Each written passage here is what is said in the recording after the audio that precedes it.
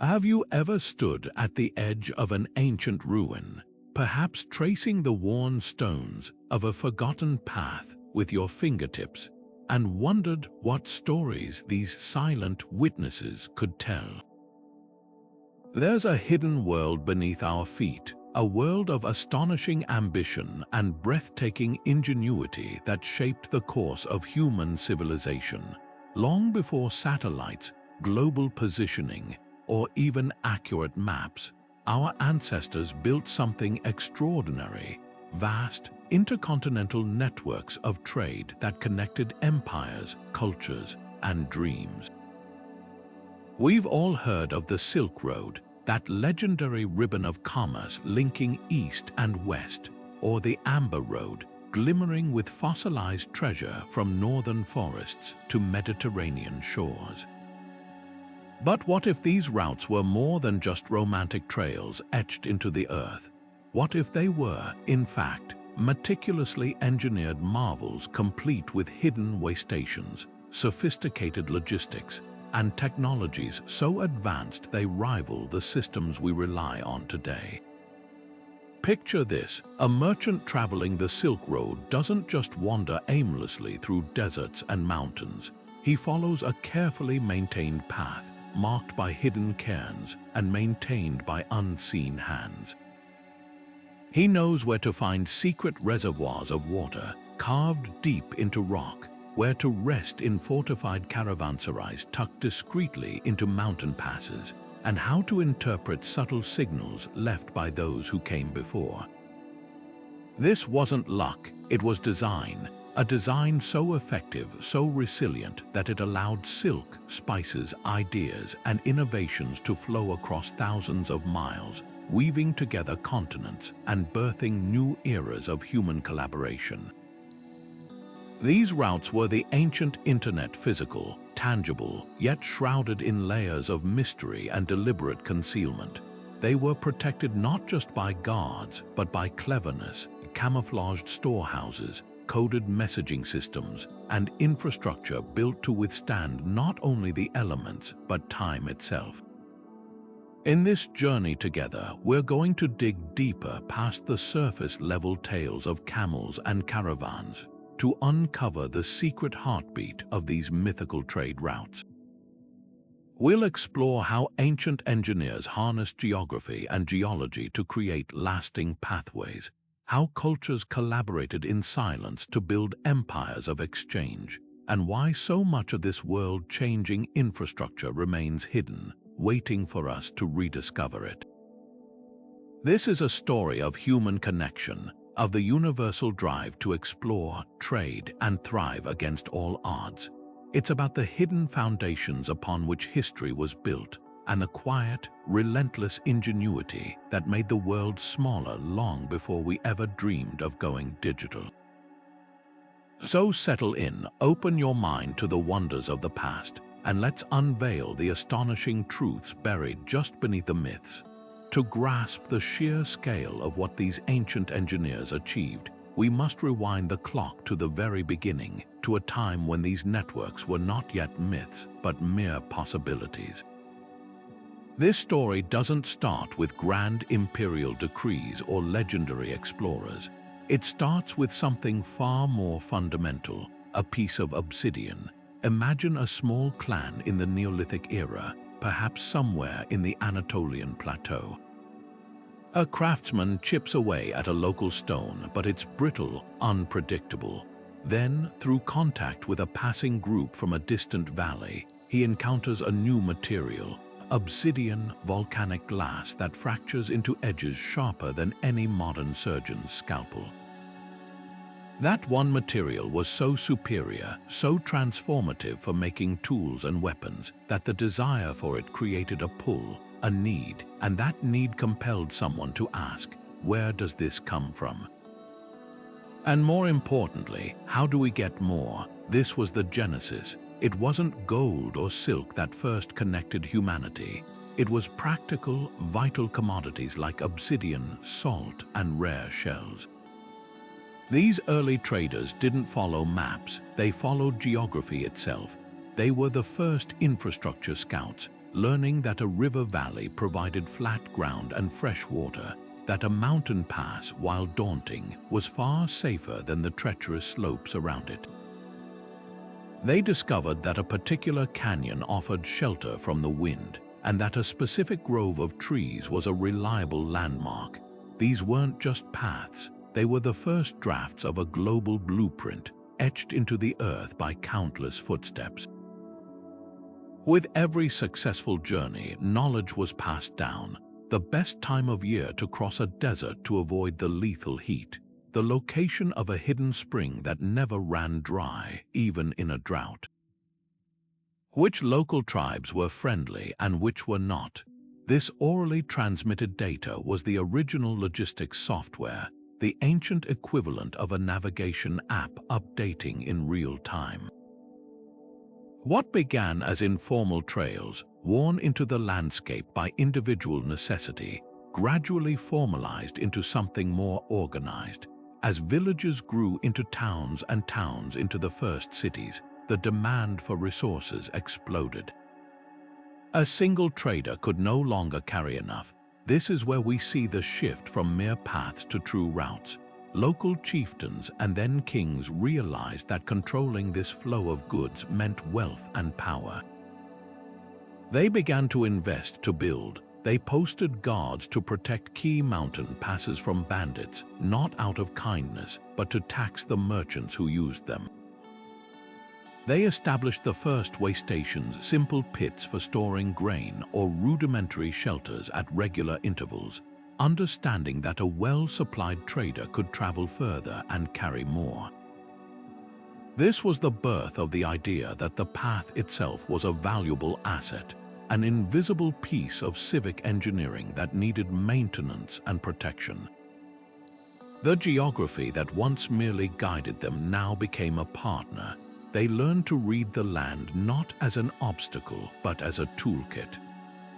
They saw that a cliff face could be carved into to create a windbreak, that a specific type of clay could line a man-made reservoir to prevent water from seeping away into the sand, and that by following the migratory paths of animals, they often found the most efficient routes through otherwise impassable terrain. This deep, symbiotic relationship with the earth is the forgotten foundation upon which every legendary trade route was built, long before the first stone of a Caravansarize was ever laid. So we've established that the initial pull was for practical goods, and that necessity carved the first fragile trails into the earth. But how did these simple paths transform into the legendary, almost supernatural networks that still capture our imagination today? The answer lies in the powerful allure of the unknown and the human tendency to spin stories around that which we cannot fully see or understand. When we label these paths mythical trade routes, we're not saying they were fictional, far from it. We're acknowledging that their reality became wrapped in a potent layer of legend, a narrative fog born from distance, danger, and desire. Consider the perspective of an ordinary citizen in ancient Rome or Han China. They might see the final, exquisite product, a bolt of silk so fine it could be pulled through a ring, or a necklace of perfectly polished amber that seemed to hold sunlight within it. But they had no first-hand experience of the epic, multi-year journey that brought it to them. The merchant who arrived in their market square was more than a salesman. He was a storyteller, the sole narrator of an adventure that stretched to the very edges of the known world. To sell his goods, he didn't just quote a price, he sold the story. He would speak of deserts so vast and silent that demons whispered on the wind, of mountains so high they scraped the heavens, and of cities where the very dust was said to be made of gold. These tales weren't pure lies, they were exaggerations rooted in very real perils. The demons in the desert were likely the auditory hallucinations brought on by extreme dehydration and isolation. The City of Gold might have been a prosperous trading center whose buildings, shimmering in the midday heat, appeared to be made of precious metal to a weary, sun-struck traveler. This process of myth-making served a crucial, practical purpose beyond mere entertainment. For the empires and kingdoms that controlled segments of these routes, promoting their danger and mystique was a brilliant strategy. It created an aura of exclusivity around the goods, justifying their astronomical prices. If everyone knew that silk came from worms fed on mulberry leaves, it becomes a textile. But if they believe it grows on mysterious trees in a far-off land, guarded by dragon-like beasts, it becomes a treasure. Furthermore, exaggerating the dangers helped protect trade secrets and maintain monopolies. If the journey was perceived as impossibly perilous for any but the most experienced and well-connected merchants, it discouraged competitors from even attempting to find alternative sources or routes. The myth itself became a form of economic protectionism and a tool of geopolitical control. Yet, beneath this shimmering veil of legend was a bedrock of astonishingly pragmatic and sophisticated infrastructure. The stories spoke of magical oases that appeared to save dying travelers. The reality was a hidden cistern, meticulously carved into bedrock by ancient engineers who understood hydrology, designed to collect rare rainwater and keep it cool and free from evaporation. The tales told of fortified castles offering sanctuary from bandits and evil spirits. The reality was a Caravansarize, a purpose-built waystation positioned a precise day's journey apart from the last, its thick walls offering real security, its storerooms stocked with supplies, and its blacksmith ready to repair a wagon axle. The myths described following spirits or stars to find the way. The reality was a series of subtle, man-made markers, a distinctive cairn of stones on a high ridge, a symbol carved into a canyon wall, a coded language of navigation known only to the guilds and guides who mastered these routes.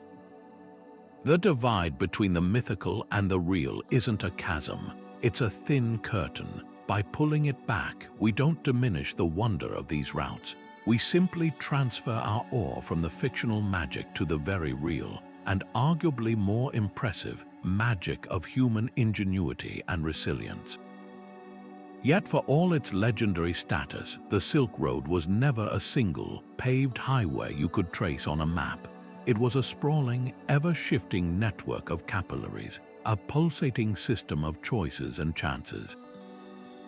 A merchant in Chang'an wouldn't simply head west, he'd make a critical calculation. Does he take the northern route, skirting the treacherous Taklamakan Desert, a name that literally translates to the place of no return? It's longer, but the mountain pastures offer better grazing for his animals. Or does he gamble on the southern route, a more direct but brutally arid path where a single missed waterhole could mean a death sentence for his entire caravan? His decision wasn't just about geography. It was a complex equation factoring in bandit activity, local political stability, the tax rates at the next oasis kingdom, and the season. This was a high-stakes logistics operation conducted with nothing but experience, whispered intelligence, and hope. The true marvel, the hidden machinery that made this entire precarious system function, was the Caravansarize. We must dispel any image of a simple inn or a rustic campground. These were the ancient world's equivalent of a modern superhub, part fortress, part warehouse, part international trading floor, and part repair shop. Spaced approximately a day's journey apart, which translated to about 20 to 25 miles, their placement was a masterpiece of logistical precision. They were oases of civilization deliberately planted in the most inhospitable landscapes on Earth. Imagine the sight. After 10 hours of trudging through a blinding sandstorm or a windswept mountain pass, the silhouette of a massive, square-walled structure emerges on the horizon. Its high, windowless outer walls are not inviting, but they are the most beautiful sight a traveler could ever see, for they promise survival. Within those walls was a microcosm of the Silk Road itself. The ground floor was a bustling courtyard, alive with the sounds of camels bellowing, blacksmiths hammering out repairs on metal goods, and cartwrights fixing broken wheels. Stables lined the perimeter, while upstairs, a warren of small, sparse rooms offered a safe place to sleep. But the Caravansarize's most critical function was its role as a neutral ground. Here, a Chinese silk merchant could share a meal with a Persian rug maker and a Roman glassblower. They didn't need a common language to negotiate. They used the universal tongue of weights, measures, and hand signals. Ideas and technologies were exchanged as readily as goods. A design for a new saddle that was easier on a camel's back could travel across continents in this way. News of a war blocking a certain pass or a new tax imposed by a local ruler spread through these hubs faster than any single caravan could carry it, allowing the entire network to dynamically reroute itself. The Caravansarize was the beating heart, and the merchants were the lifeblood, constantly circulating and renewing the system. Beyond these sanctuaries, the unseen engineering feats are what truly boggle the modern mind. We're not talking about simple dirt paths. In the mountains of Afghanistan and Persia, engineers carved entire cliff faces to widen narrow ledges into passable roads for loaded pack animals. They constructed cantilevered bridges of wood and stone across ravines that seemed utterly impassable. One of the most astonishing innovations was the underground aqueduct system known as the Kharez or Kanat, particularly in Persia. Understanding that surface water would evaporate under the desert sun, these ancient hydrologists tapped into underground aquifers at the base of mountains. They then dug a gently sloping tunnel, vented to the surface with a series of vertical shafts for air and maintenance that could transport water for dozens of miles underground, safe from evaporation, to feed an oasis or a caravanserai. This wasn't just convenience, it was the difference between a thriving trade node and a ghost town. The goods themselves required ingenious protection. Along certain stretches, archaeologists have discovered networks of hidden caves and sealed underground storage pits, often located a short distance from the main path. A caravan threatened by bandits or an unexpected sandstorm could quickly offload its most valuable goods into these secret caches, marking the location in a way only they would understand, and return for it weeks or even months later when the coast was clear. This system of distributed, hidden storage was a brilliant risk management strategy that allowed commerce to flow even in the face of immense danger. Ultimately, the Silk Road's enduring legacy isn't just the silk that reached Rome or the glass that reached China. Its greatest achievement was its collaborative nature. No single empire built it. It was a patchwork quilt of infrastructure contributed by dozens of cultures, each maintaining their section of the route, not for some grand, altruistic vision of global connection, but for their own very practical benefit. The Persians improved the roads and bridges within their borders to collect more taxes. The Han Chinese built watchtowers and garrisoned outposts to protect their western frontier and the lucrative trade upon it. Central Asian oasis kingdoms competed to build the most luxurious caravansarais, hoping to attract more merchants and thus more wealth to their tiny, otherwise insignificant city-states. This self-interest, ironically, created a system of mutual dependency that stitched continents together. The road thrived because everyone had a stake in its success. It was a lesson in globalized economics written in stone, mud brick, and the relentless rhythm of footsteps, proving that the most complex and resilient systems are often built not by mandate, but by a million acts of shared, pragmatic cooperation. But while the Silk Road captures our imagination with its scale and exoticism, another, very different kind of trade network was weaving its own web of connection across the ancient world, one not of sun-bleached deserts, but of deep, primeval forests and misty coastlines. To understand the true diversity of ancient ingenuity, we must journey north to the shores of the Baltic Sea and follow the golden, translucent trail of amber. Unlike the sprawling, decentralized web of the Silk Road, the Amber Road was a more focused artery, a direct lifeline funneling a single, incredibly precious commodity from the remote north to the glittering civilizations of the south. This wasn't a route for a vast array of goods. It was a specialist highway for a substance so mysterious and beautiful that the ancient Greeks believed it to be the solidified tears of the sun god Apollo's sisters, wept after his son Phaeton tragically crashed the sun chariot into the sea. The journey of a single piece of amber from the Baltic coast to a Phoenician trader's stall in the Mediterranean is a story of specialized, localized infrastructure. It didn't start with a merchant, it started with a collector. After fierce seasonal storms, these experts would walk the beaches, their eyes trained to spot the distinctive golden lumps tossed ashore by the churning waves. But their work wasn't haphazard. They operated within a sophisticated system of territorial rights and collection points established by local tribes. The amber wasn't just picked up, it was gathered at designated depots, often hidden within forests or near sacred groves, where it would be roughly sorted and graded. This initial, critical step of aggregation was the first link in a long and highly organized chain, transforming a random gift of the sea into a standardized commodity. From these hidden collection points, the amber began its long overland and riverine journey south.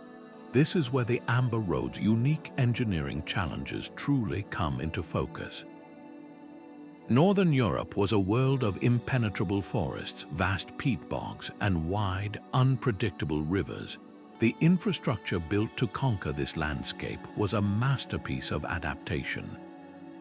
While the Silk Road relied on camels and Caravansarize, the Amber Road depended on two key technologies: the hollowed-out log canoe and the reinforced high-sided cart. Rivers were the superhighways of the north. Tribes built fleets of specialized, shallow draft boats that could navigate narrow, winding waterways, carrying heavy loads of amber and other goods like furs and honey. At points where the rivers became unnavigable or where the route required a portage between watersheds, the cargo was transferred onto carts. These weren't simple farm wagons. They were built with a wider axle for stability on soft, uneven ground, and often featured special compartments to protect the fragile amber nodules from jostling and breakage. The road itself was often little more than a cleared path through the woods, marked by notches on trees or distinctive rock formations, a secret code understood only by the guides who made this their life's work. Protecting this valuable cargo required a different kind of infrastructure than the fortress-like Caravansarize of the East. The threat here wasn't vast deserts filled with bandits, but sudden, violent ambushes in dense woodlands. In response, the tribes along the route developed a system of fortified settlements and watchtowers. These weren't grand cities, but strategically placed strongholds, often on high ground overlooking a river crossing or a crucial forest pass. From wooden watchtowers, sentries could smoke signal messages for miles downriver, warning of approaching danger or signaling that a trading party was coming in peace. These forts served as safe havens, processing centers, and trading posts all in one. It was here that the raw amber was often heated and purified in clay ovens, a technique that improved its clarity and value before it continued its journey into the hands of Celtic, Illyrian, and eventually Phoenician and Greek middlemen. This network of protection and value addition ensured that the amber and the immense wealth it represented flowed consistently south, while goods like wine, bronze weaponry, and Mediterranean jewelry flowed north, enriching the cultures at both ends of this glittering, golden road. While the merchants, monarchs, and myths provided the motivation for these epic journeys, the true, unsung architect of every ancient trade route was the land itself. Geography wasn't just a backdrop, it was the active, demanding partner that dictated every single decision, from the grandest imperial highway to the placement of a single stepping stone across a stream. The Earth presented a series of brutal, non-negotiable challenges, and the genius of ancient infrastructure lay in its ability to not just overcome these obstacles, but to turn them into advantages. This was a high-stakes dialogue between human ambition and the planet's raw power, and the solutions they devised were nothing short of revolutionary. Consider the sheer, vertical wall of a mountain range. To most, it's an impenetrable barrier, but to the engineers of the Inca Empire, the Andes were the very spine of their civilization and their trade network. They didn't try to level the mountains, they learned to dance with them. The famous Inca road system, a staggering 25,000 miles of engineered pathways, is a masterclass in geographic adaptation. Instead of building straight lines, they designed switchbacks and zigzags to manage impossible slopes, reducing the strain on messengers and llama caravans. They carved staircases directly into cliff faces and built retaining walls to create stable, level terraces out of sheer mountainsides. Their most breathtaking innovation was the suspension bridge, woven from native grasses stronger than steel cable. These bridges, swinging high above roaring rivers in deep canyons, were not permanent structures. Each community was responsible for maintaining and renewing their bridge in a continuous cycle. A powerful example of infrastructure as a shared, living responsibility woven into the culture itself. The Incas understood that to conquer the mountain, you first had to respect its form. On the opposite end of the geographic spectrum lies the desert, a landscape defined not by overwhelming presence, but by a crushing absence, the absence of water. Here, the primary engineering challenge wasn't navigating topography, but defeating evaporation and finding liquid gold. The solution, perfected across deserts from Arabia to North Africa, was the Qanat system. This was hydrological genius born of necessity. Teams of workers would first locate a water source at the base of a mountain range. Then they would dig a mother well, and from there, tunnel a gently sloping underground channel back towards their settlement or a planned waystation. A series of vertical shafts were dug along the tunnel's length for ventilation, maintenance, and most importantly, for pulling out excavated earth. This system transported water for dozens of miles completely underground, safe from the scorching sun. It was a secret, life-giving artery running silently beneath the barren surface, creating artificial oases that could sustain a Caravansarize, and by extension, the entire trade route that depended on it. The desert route was therefore a hidden map of these water points, a confidential knowledge more valuable than any treasure a caravan could carry. Rivers presented a third type of challenge, not a barrier to be crossed or a void to be filled, but a powerful, chaotic force to be harnessed and tamed. While they served as natural highways, their currents, floods, and changing courses were constant threats. The ancient world's answer was the pontoon bridge, a concept of elegant simplicity and flexibility. Rather than constructing a single, massive stone pier in the middle of a powerful current, engineers would lash together a line of boats anchored securely upstream. Planks were laid across their decks to create a stable, floating roadway. This design was incredibly resilient. It could rise and fall with the water level during floods and could be easily dismantled or moved if the river's course shifted or if a city needed to defend itself. This technology turned a capricious natural force into a reliable, controllable crossing point, stitching together trade networks that would have otherwise been severed by a river's whim. From the Euphrates to the Yellow River, these floating bridges became hubs of activity. demonstrating that the best infrastructure often works with the environment's energy, not against it. Ultimately, this intimate relationship with geography created a fascinating paradox. The very features that made a landscape most difficult to traverse often became the reason for its strategic importance. A narrow mountain pass is treacherous, but it is also the only feasible way through a 100-mile wall of rock, making it the perfect place to build a fortress, collect taxes, and control the flow of all commerce. A small oasis in a vast desert is a tiny speck of life, but its control meant holding power over every single traveler and trader for 1,000 miles in every direction.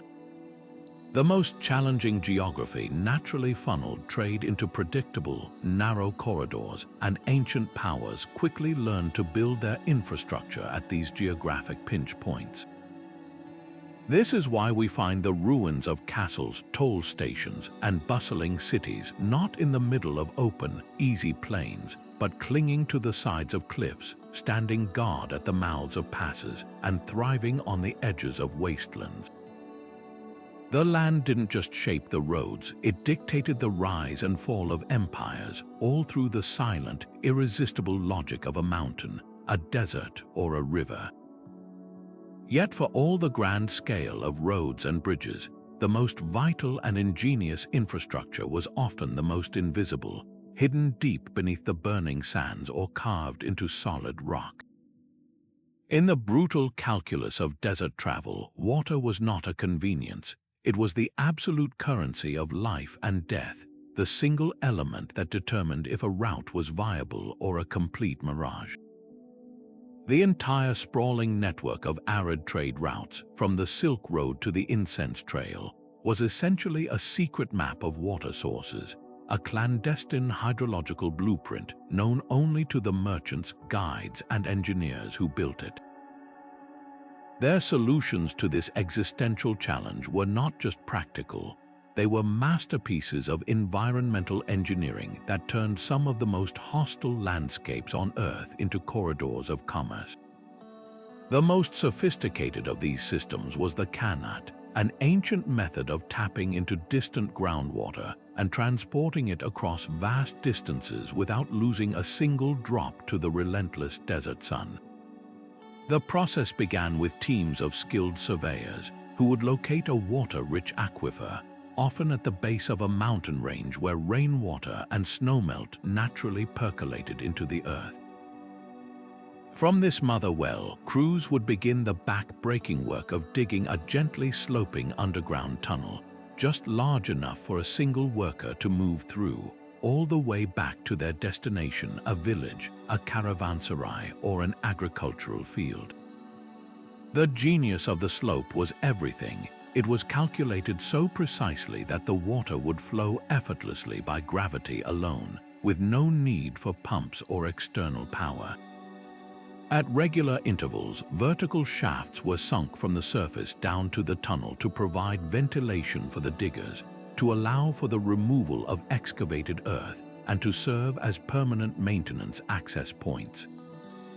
To a traveler on the surface, these shafts appeared as nothing more than a series of mysterious, well-like holes dotting the desert floor, giving no indication of the life-giving river flowing silently in the dark beneath their feet. This technology was so effective that it spread from its Persian origins across the entire ancient world, from North Africa to Western China, creating green ribbons of civilization in the most unlikely places. But canats were not the only tool in the ancient hydrologist's arsenal. In regions where groundwater was too deep or where rain was seasonal, the focus shifted to spectacular feats of capture and storage. This is where the humble cistern becomes a monument to human foresight. These were not simple holes in the ground. They were massive, waterproof chambers, often carved directly into bedrock or lined with a special, impermeable plaster made from burned limestone and crushed ceramics.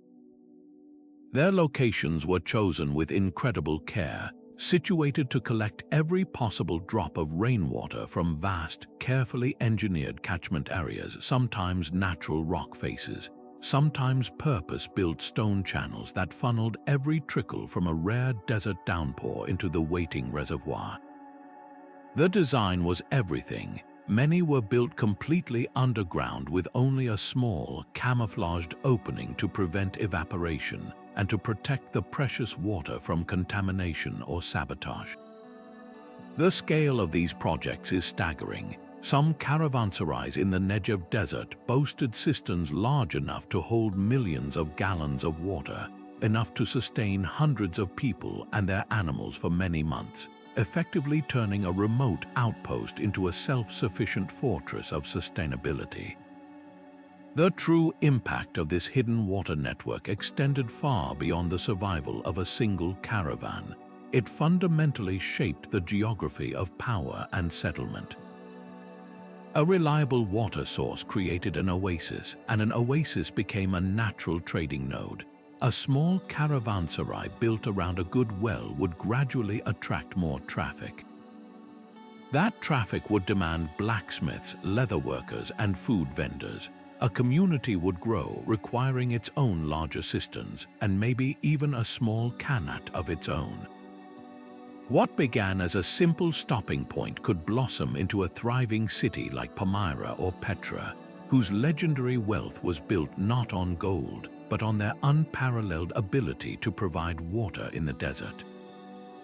They became the indispensable hubs, the fixed points upon which the entire flexible web of trade routes depended.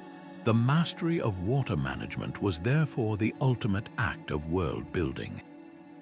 It was the quiet, patient engineering that transformed a barren landscape from an impassable void into a connected, living network, proving that the greatest power in the ancient world was not the ability to conquer, but the profound ingenuity to sustain. But the most brilliant storage solutions were often the ones you could stand right next to and never know were there. This was the art of concealment, turning the very landscape into a vault. Along certain stretches of the Silk Road, particularly in the rocky, cave-pocked cliffs of the Taklamakan's rim, merchants and local communities developed networks of secret caches. A seemingly natural fissure in a rock face might be subtly widened, leading to a small, dry chamber perfect for hiding bolts of silk from a sudden bandit raid. A specific, nondescript dune in a sea of sand might be the marker for a buried ceramic amphora containing spices, its location remembered by triangulating it against distant, unchanging mountain peaks. This was a system of distributed, hidden risk management. A caravan under threat didn't have to defend its entire cargo.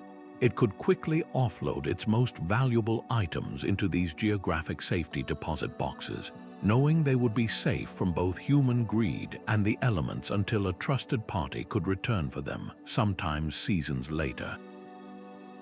The landscape itself became a trusted banking partner, its anonymity providing a level of security no fortified wall could ever guarantee. Yet for all the grand engineering of roads and bridges, the true lifeblood of these networks, the very element that made multi-month journeys possible, was not a path at all, but a place to stop. The most critical pieces of infrastructure were the waystations and Caravansarize, the ancient world's equivalent of a modern truck stop, hotel, fortress, and international trading floor all rolled into one. To view them as simple inns is to miss their revolutionary role entirely. They were the beating hearts placed at precise intervals along the trade route's arteries, pumping vitality, security, and connection into the entire system. Their strategic placement was a science in itself, meticulously calculated to match the limits of human and animal endurance. A day's travel for a loaded camel caravan in difficult terrain was roughly 20 miles, and it was at these exact intervals that the silhouette of a caravanserai would appear on the horizon, a sight that must have felt like a miracle to weary travelers emerging from a dust-choked desert or a wind-swept mountain pass. The architecture of these structures was a direct response to the threats of the road. They were, first and foremost, fortresses of solitude and safety. Built from thick mud brick or stone walls, they presented a blank, imposing face to the outside world, often with just a single, heavy gate that could be barred from within. This wasn't paranoia, it was pragmatism. Inside those walls, however, was a hive of controlled chaos and compassionate care. The central courtyard would be a cacophony of bellowing camels, the hammering of blacksmiths repairing metal goods, and the chatter of merchants from a dozen different cultures. Stables lined the perimeter, offering not just shelter, but often basic veterinary services to tend to the exhausted pack animals that were the engine of the entire enterprise. Upstairs, a warren of small, sparse, but secure rooms offered travelers their first chance at a truly restful sleep in weeks, free from the fear of bandits or predatory wildlife. But the Caravansarize function extended far beyond mere shelter. It was a neutral ground and a nerve center for the exchange of more than just goods. Here, a silk merchant from China could use gestures and sample goods to negotiate with a glassblower from Alexandria without sharing a common language. News and information were perhaps the most valuable commodities traded within these walls. A merchant arriving from the west could report that a key mountain pass was blocked by an early snow, or that a local chieftain had raised his tolls, enabling everyone else to dynamically reroute their journeys. Technological innovation spread this way, too. A new design for a more comfortable camel saddle or a more efficient water skin could traverse continents from one caravanserai courtyard to the next. This constant, informal exchange of knowledge turned these waystations into the internet nodes of the ancient world, making the entire trade network smarter, more resilient, and infinitely more connected with every passing caravan. Of course, the constant movement of valuable goods through wild and often lawless territories presented an irresistible target. Beyond the natural dangers of the journey, the ever-present threat of human predation, bandits, raiders, and even rival states meant that security wasn't just an afterthought. It was a fundamental pillar upon which the entire concept of long-distance trade was built. The infrastructure of protection was as crucial as the roads themselves, a sophisticated, multi-layered defense system that turned these vulnerable routes into fortified corridors of commerce. This wasn't about building a few walls, it was about creating an entire ecosystem of vigilance and rapid response that stretched for thousands of miles.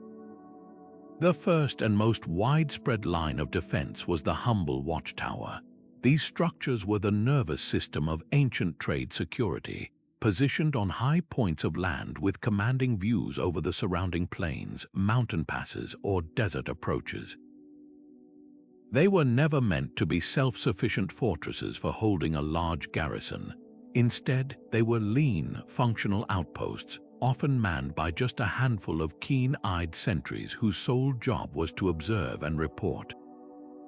Their strategic placement was a masterpiece of planning. Each tower was within visual range of the next, creating an unbroken chain of communication that could relay a message across vast distances in a matter of hours, a speed unmatched by any physical traveler. The methods they used were brilliantly simple yet devastatingly effective. By day, they might use polished bronze or copper shields to flash coded messages with sunlight, a form of ancient heliograph. By night, they would light precisely controlled fires using different numbers of flames or variations in smoke density, by adding wet green wood to create thick, dark plumes to signal specific warnings: bandits approaching from the west, caravan in distress, or route clear. This early warning system gave merchants and local garrisons precious time to react, to either secure their position or prepare an ambush for the ambushers themselves. But a warning is only useful if there is a safe place to retreat to. This is where the system truly came together. The the watchtowers were almost always positioned within a short, defensible distance of a larger fortified structure, a garrison fort, a walled Caravansarize, or a cliffside stronghold. When a signal flashed down the line, it wasn't just a message, it was a trigger for action. Soldiers stationed at these forts could rapidly deploy to intercept a threat or form a protective screen around a vulnerable caravan. More importantly, these forts served as impregnable safe havens. Their design was purely utilitarian. High, thick walls with narrow arrow slits instead of windows, a single, heavily reinforced gate, and internal water sources like a well or cistern to withstand a prolonged siege. For a merchant, the sight of such a fort on the horizon meant that for the first time in weeks, they could truly rest, knowing that their life and their livelihood were protected by something far stronger than luck. The most iconic and ambitious example of this defensive infrastructure is, without a doubt, the Great Wall of China. While we often think of it as one continuous barrier, it's more accurate to visualize it as a vast, interconnected system of fortified walls, watchtowers, and garrison forts. For long stretches of the Silk Road that skirted the northern frontiers of China, the wall didn't just sit nearby, it was the route. Caravans would literally travel in its shadow, moving from one fortified gatehouse to the next. The wall provided a physical barrier against nomadic raids from the steppes, but its true genius was in its function as an elevated, protected highway. Soldiers could move quickly along its ramparts to respond to any point of conflict, and the constant traffic of patrols itself acted as a powerful deterrent. It was the ultimate statement of a civilization investing in the security of its trade, transforming a nebulous, dangerous frontier into a controlled and taxable economic channel. The safety it offered made the flow of silk, paper, and porcelain not just possible, but predictable and profitable, proving that the greatest infrastructure projects are those that provide not just a path, but also peace of mind for those who dare to travel it. Yet for all the grand architecture of Caravansarize and the strategic might of garrison forts, the most intimate and personal layer of infrastructure on these ancient routes was the one carried not in stone, but in memory and observation. Imagine standing in the middle of the vast, rolling emptiness of the Gobi Desert, where the horizon is a seamless, shimmering line between sand and sky, with no landmark in sight. Or navigating the dense, uncharted forests of Germania, where every tree looks identical and the sun is obscured by a thick canopy. In these moments, the survival of a merchant and his priceless cargo depended not on a grand imperial highway, but on a language of subtle, almost invisible signs, a secret code etched into the very landscape by those who had come before. This was the world of the hidden marker, a system of guidance so discreet that most travelers would pass by completely unaware. The most common were cairns, those seemingly random piles of stone we might dismiss as natural formations.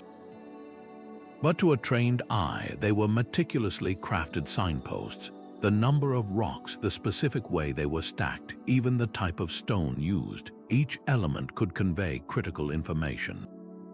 A cairn with a single, distinctive white quartzite rock on top might indicate a reliable water source just over the next ridge.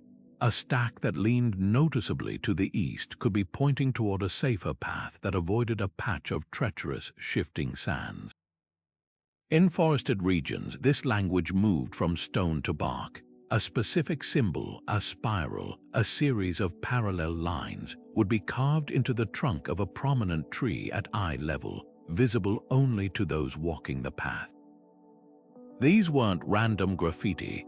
They were a standardized, universally understood set of instructions maintained by the guilds and trading families who controlled these routes, a whispered secret passed down from master to apprentice over generations. Beyond these earthly signs, ancient navigators possessed a far more grand and reliable map, the night sky. While we often romanticize celestial navigation as the domain of Polynesian voyagers or European explorers, it was the bedrock of overland desert travel for millennia. The sheer scale of the terrain made it essential. The North Star, or Polaris, became an fixed, unwavering reference point in the Northern Hemisphere, a constant companion for those traveling along east-west axes like the Silk Road. But their knowledge went far deeper than just finding north. They understood the cyclical nature of the heavens, how certain constellations would rise and set with the seasons. A merchant aiming to cross the Arabian desert might know that when the constellation Orion appeared in a specific position at dawn, it was the signal to begin the journey, as it meant the brutal summer heat was still months away. Some researchers even proposed that entire segments of routes were deliberately aligned with celestial phenomena. A pathway might run straight toward a distinctive, lone mountain on the horizon, which itself perfectly framed the rising sun on the spring equinox, creating a natural, unmissable sightline that confirmed you were on course. This fusion of astronomy and geography transformed the intimidating, featureless void of the desert into a calibrated instrument with the stars as its dials. Of course, not all knowledge could be left to the interpretation of stones and stars. The most valuable navigation aids were those carried in the mind and on fragile, perishable materials. Before the rise of standardized cartography, the primary repository of geographic knowledge was oral tradition. Elders and experienced guides would teach younger merchants through rhythmic poems, songs, and chants mnemonic devices that were easier to remember than a list of instructions. A song might describe the journey in stages. Walk until you see the mountain that looks like a sleeping camel, then turn left toward the setting sun for 3 days until you find the well with the twin palm trees. This oral mapping was a living, evolving thing, updated with each new piece of information brought back by returning travelers. When physical maps did exist, they were often drawn on materials like vellum, parchment, or even birch bark, items that rarely survived the centuries, explaining why so few have been found. These weren't maps as we know them, with precise scale and topography. They were schematic diagrams showing a sequence of waypoints and the number of days traveled between them, often annotated with practical warnings like "bad water here" or "avoid this valley in the spring." This combination of celestial science, hidden terrestrial signs, and meticulously preserved oral knowledge created a robust, multi-layered navigation system. It was resilient because it was redundant. If one method failed, if clouds obscured the stars for a week, or a flash flood wiped out the trail of cairns, a skilled navigator could fall back on the songs and stories memorized from childhood, hearing the voice of a mentor guiding them safely through the emptiness and home. This intricate web of roads, waystations, and hidden markers, however, did not exist in a vacuum. It was not built or controlled by a single, all-powerful empire dictating terms from a distant capital. Instead, the true resilience and brilliance of these networks lay in their collaborative, almost organic nature. They were sustained by a patchwork of intermediate cultures and ambitious border kingdoms, each recognizing that their own prosperity was directly tied to the smooth flow of goods through their territory. These were not passive bystanders simply collecting tolls. They were active, ingenious facilitators who invested heavily in the local infrastructure, transforming their harsh, often marginal lands into indispensable linchpins of global exchange. Consider the strategic mindset of a ruler in a small, rocky kingdom nestled between two vast, warring empires. His land might have little arable farmland or mineral wealth, but it possesses one incredibly valuable asset: geography. A key mountain pass or a rare desert oasis lies within his borders, making his realm the only feasible corridor for commerce. This ruler quickly understands that his power and wealth will not come from trying to block this traffic or extort travelers with outrageous one-time fees. True, lasting prosperity comes from making the journey through his lands the safest, most efficient, and most attractive option available. He becomes a master of hospitality on a grand geopolitical scale. He invests in paving the most treacherous sections of the path, not out of altruism, but to speed up the caravan so more can pass through each season. He stations his own soldiers to patrol for bandits, ensuring that merchants feel secure enough to travel without hiring expensive private guards. He even establishes standardized weights and measures and sets up courts to fairly adjudicate disputes between traders from different cultures, providing a predictable legal framework that reduces the risk of doing business. A spectacular example of this phenomenon is the Nabatean kingdom and its rose-red capital, Petra.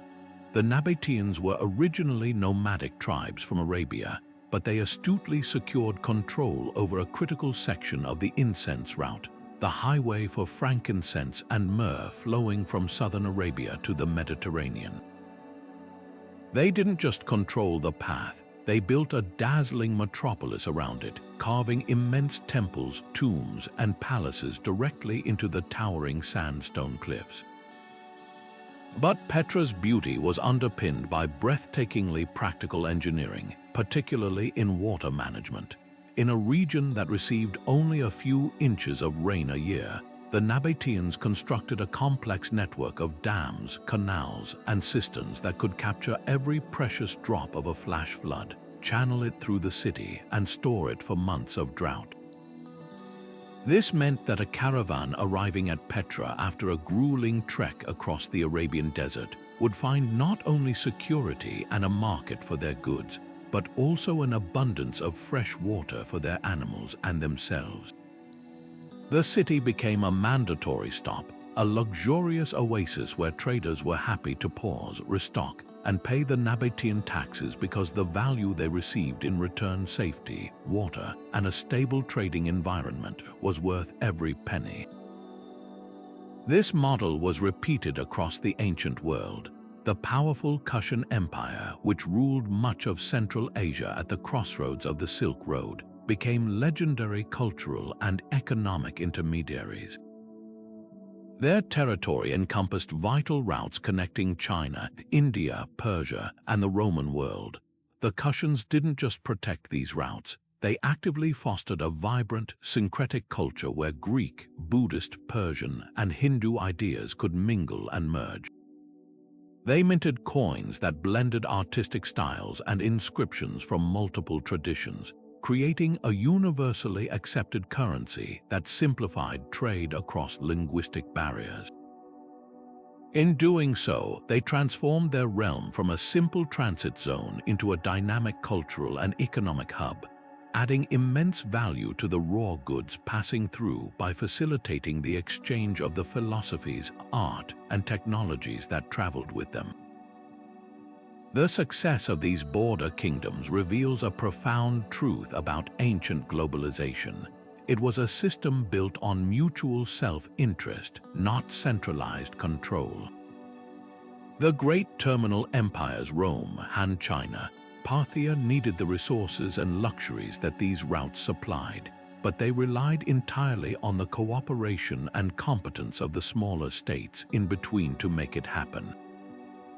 A Roman emperor could not command a Nabatean king to keep a desert road safe. He could only hope that the king's desire for Roman silver and glassware was incentive enough to do the job well. This created a delicate, interdependent balance. If a border kingdom became too greedy or unstable, the trade would simply wither and everyone would suffer.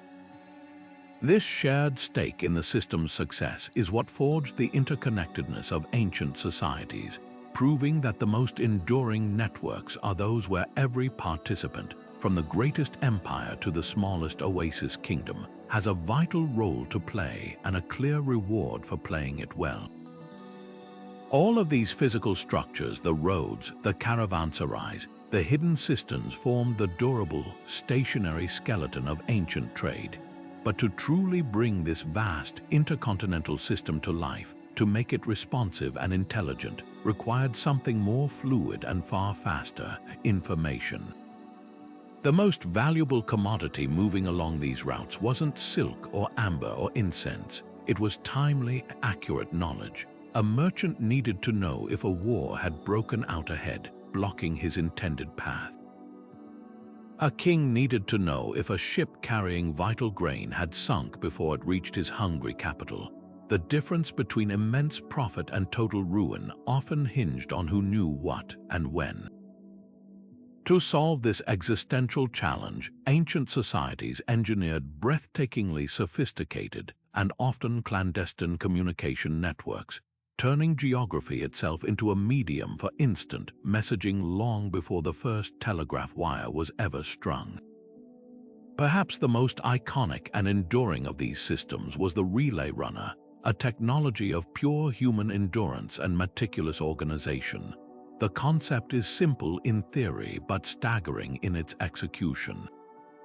Instead of one exhausted courier attempting to run an entire 200-mile route, a series of fresh, specialized messengers were stationed at outposts a precise distance apart, often around 10 to 15 miles. A runner would receive a message, perhaps a knotted cord, a sealed scroll, or an oral communique memorized verbatim, and sprint at a punishing pace to the next station. There he would gasp the message to his waiting replacement, who would immediately launch into his own leg of the journey. This system allowed information to travel at a sustained, high speed 24 hours a day, covering distances in a matter of days that would take a caravan weeks or even months. The most famous example is the Persian Angarium, a royal courier system described by the Greek historian Herodotus with the immortal phrase, "Neither snow, nor rain, nor heat, nor gloom of night stays these couriers from the swift completion of their appointed rounds." This wasn't just a postal service, it was the central nervous system of an empire, allowing the great king in Susa to maintain control over satraps and armies thousands of miles away. For even greater speed across certain terrains, ancient communicators turned to the skies, employing one of nature's most reliable navigators, the homing pigeon. This method was particularly favored by maritime traders in the Mediterranean and by networks operating in areas with difficult land routes, like steep mountain ranges or wide rivers. The principle was based on a pigeon's powerful, seemingly mystical ability to return to its home loft from virtually any location. A merchant ship leaving a port in Egypt for Rome might carry a crate of pigeons from a loft back in Alexandria. Upon safely arriving in Italy, the captain would release one of the birds with a tiny, lightweight message capsule attached to its leg, containing a simple pre-arranged code or a tiny scroll with a brief update. Cargo secure, arriving 7 days, or market price for papyrus high. That bird would fly not to the ship's current location, but straight back home to Alexandria, delivering the news days or even weeks before the ship itself could return. This created a crucial informational advantage, allowing factors on the ground to prepare warehouses, arrange buyers, or adjust prices based on the very latest intelligence. The silence and speed of the pigeon made it virtually immune to interception, a perfect tool for transmitting sensitive commercial data away from the ears of competitors or pirates. Of course, the content of these messages was often as carefully engineered as the delivery systems themselves. In a world rife with espionage and interception, sending a plaintext report about a caravan's contents or a city's weak defenses was an invitation to disaster. This necessitated the development of early forms of encryption and steganography, the art of hiding a message's very existence. Merchants and diplomats employed a fascinating array of tricks to protect their secrets. A common method was the cipher stick or cytale used by the Spartans, A strip of parchment was wound spirally around a staff of a specific thickness, and the message was written lengthwise along it. When unwound, the strip appeared to hold nothing but a jumble of meaningless letters. Only when wound around a rod of the exact same diameter would the message reappear perfectly legible. Others used invisible inks such as lemon juice or milk, which would remain unseen until the paper was gently heated over a flame, causing the writing to darken and become visible. The most secure messages combined both methods. A bland, innocent-looking letter about family or the weather, written in visible ink, that also contained a second, far more important message hidden between the lines in invisible ink, decipherable only by the intended recipient who knew to look for it. This layered approach to security, protecting both the message delivery and its content, shows a level of sophisticated paranoia and intellectual cleverness that we often wrongly assume is a modern invention. The ultimate expression of this organized, state-sponsored communication infrastructure was the Roman cursus publicus, the imperial courier service. While other systems were often private or merchant-run, the cursus publicus was a monumental public works project on par with the aqueducts or the roads themselves. Established by Emperor Augustus, it was a logistical marvel designed to do one thing: bind a vast, diverse empire together through the rapid movement of information. It wasn't a single service but an integrated network that utilized every available technology. At its core were relay stations called mutations, spaced every 10 miles or so, where riders could exchange their tired horses for fresh ones. Larger rest stops, called mansions, were placed every 20 to 25 miles, providing lodging and facilities for the couriers themselves. This system was so efficient that a message could travel from the banks of the Euphrates to the shores of Britain in a matter of weeks, an unimaginable speed for the ancient world. The impact on trade was profound.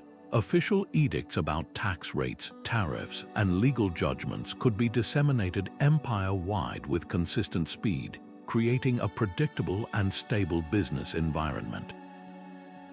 A merchant in Gaul could make decisions based on relatively recent news from the Egyptian grain markets, thanks to the constant, reliable flow of information pulsing along the stone-paved arteries of the Roman roads. This wasn't just mail delivery, it was the real-time data stream of its day, and it gave those who had access to it an insurmountable competitive edge. While the waystations provided sanctuary and the communication networks delivered vital intelligence, none of it would have mattered without the physical pathways themselves, the literal groundwork of global connection. We often picture these ancient routes as little more than dirt tracks worn smooth by countless footsteps, but in reality, they were some of the most ambitious and sophisticated engineering projects the world had ever seen. These were not mere trails. They were carefully constructed highways designed to conquer the planet's most formidable landscapes, from jagged mountain ranges and bottomless gorges to unstable deserts and raging rivers. The empires and cultures that built them were engaged in a perpetual battle against geography, and their weapons were innovation, meticulous planning, and sheer, breathtaking ambition. Perhaps the most iconic example of this relentless drive is the Roman road system. The famous phrase, "all roads lead to Rome," wasn't just a metaphor, it was a statement of engineering principle and imperial intent. The Romans didn't just clear paths, they built elevated, all-weather highways that could withstand centuries of heavy use and harsh elements. Their method was a masterpiece of layered construction, a process so effective it's still studied by civil engineers today. It began with the statumen, a deep bed of large, flat stones set firmly into the earth, which provided drainage and prevented the road from shifting. On top of this, they laid the rudus, a layer of rubble mixed with concrete, which was painstakingly tamped down to create a solid, stable foundation. Next came the nucleus, a finer mixture of gravel and sand, and finally the surface layer, or summum dorsum, large, interlocking stone blocks expertly fitted together and cambered so that rainwater would run off into drainage ditches on either side. The result was a road that was not only incredibly durable but also remarkably fast to travel on, allowing legions, messengers, and merchants to move across the empire with unprecedented speed and reliability, binding distant provinces together with bands of stone. On the other side of the world, in the vertiginous peaks of the Andes, the Inca faced a completely different set of challenges. Their empire was a vertical world of deep river canyons and knife-edge mountain passes, where the very idea of a straight, flat road was impossible. Their genius lay not in leveling the landscape, but in adapting to it with breathtaking agility. The Inca road system, known as the Quhapac-Ñan, is a 25,000-mile network that represents a completely different philosophy of engineering. Instead of fighting the mountains, they embraced their form, building roads that climbed in elegant, energy-saving switchbacks and carving staircases directly into living rock when a slope became too steep. But their most astonishing feats were the bridges. In a world without iron or the wheel, they spanned dizzying chasms with suspension bridges woven from nothing but native grasses. These were not fragile, temporary structures. Teams of specialized engineers would braid thin grass ropes into thicker cords, which were then woven into massive cables as thick as a human torso. These cables were anchored to massive stone abutments on either side of a canyon, and then connected by a deck of woven matting and handrails. Remarkably, these organic bridges were so strong they could support a column of Spanish conquistadors in full armor on horseback. And because the materials degraded over time, each community was responsible for the continuous maintenance and annual renewal of their bridge in a rotating civic duty, turning infrastructure into a living, breathing, and deeply communal ritual.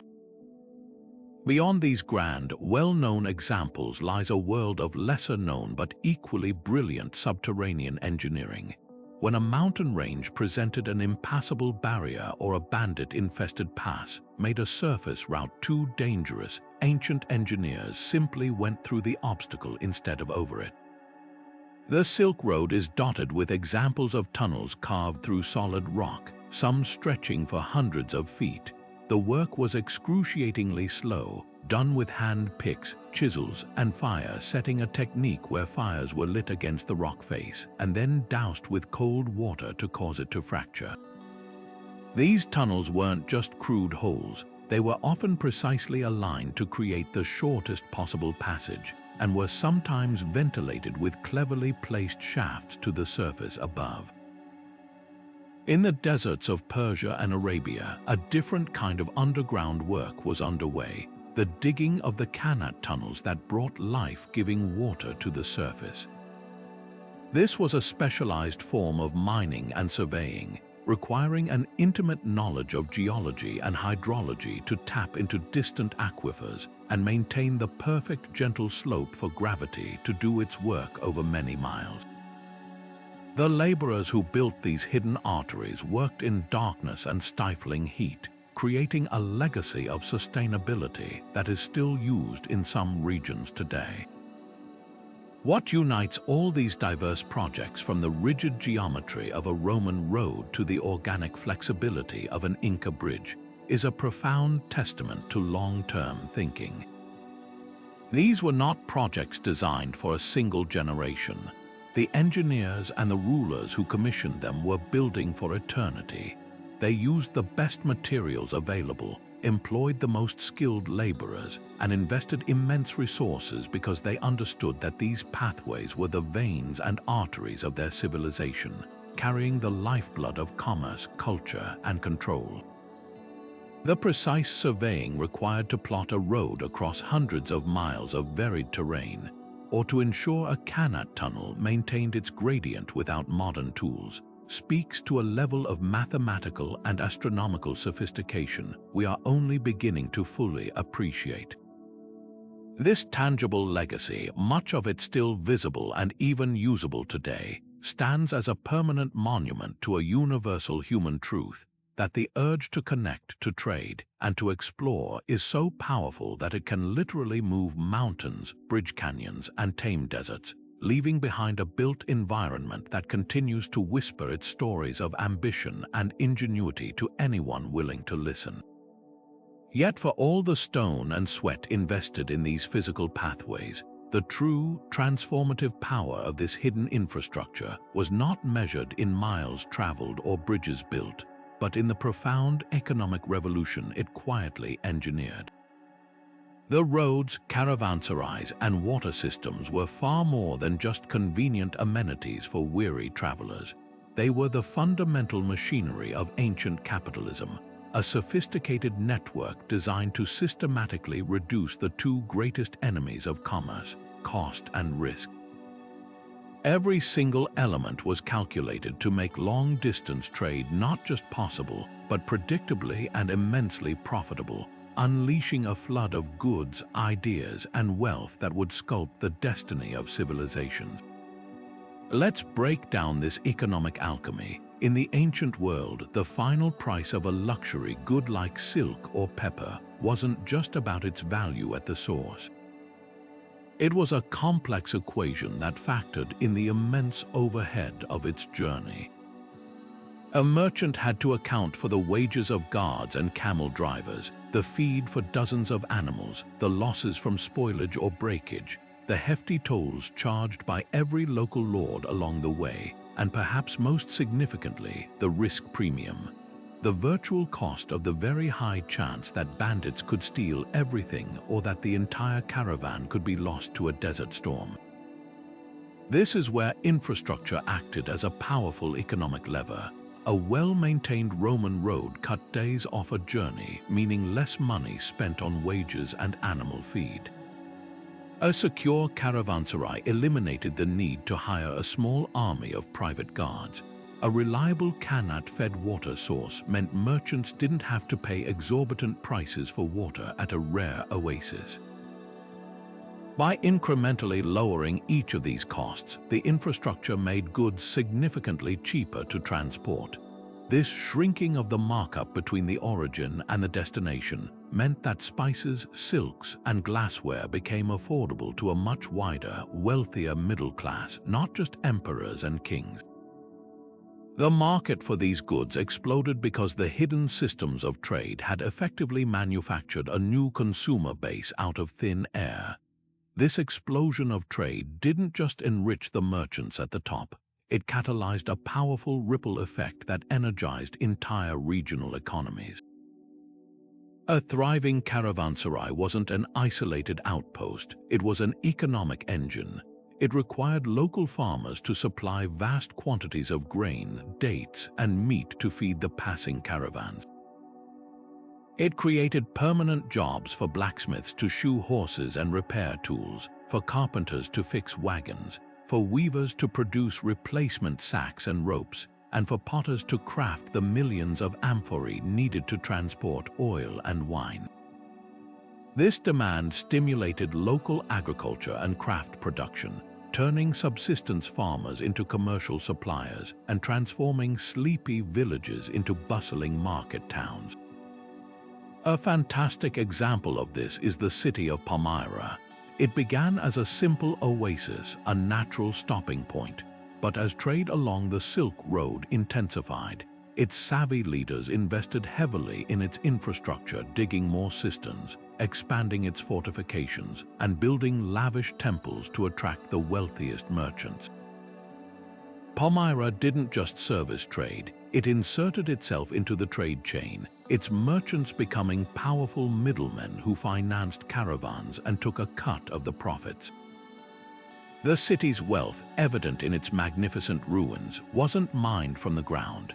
It was spun from the value added by its unparalleled ability to facilitate commerce. proving that the greatest natural resource a place could have was not gold, but a well-placed and well-maintained road. Perhaps the most brilliant aspect of this ancient economic model was its self-perpetuating funding mechanism. The wealth generated by trade didn't just vanish into the coffers of a few. A significant portion was reinvested directly back into the very system that created it. This created a powerful virtuous cycle of investment and improvement. The taxes and tolls collected from merchants at a fortified gate or a busy port were not simply squandered on lavish palaces, though some of that certainly happened.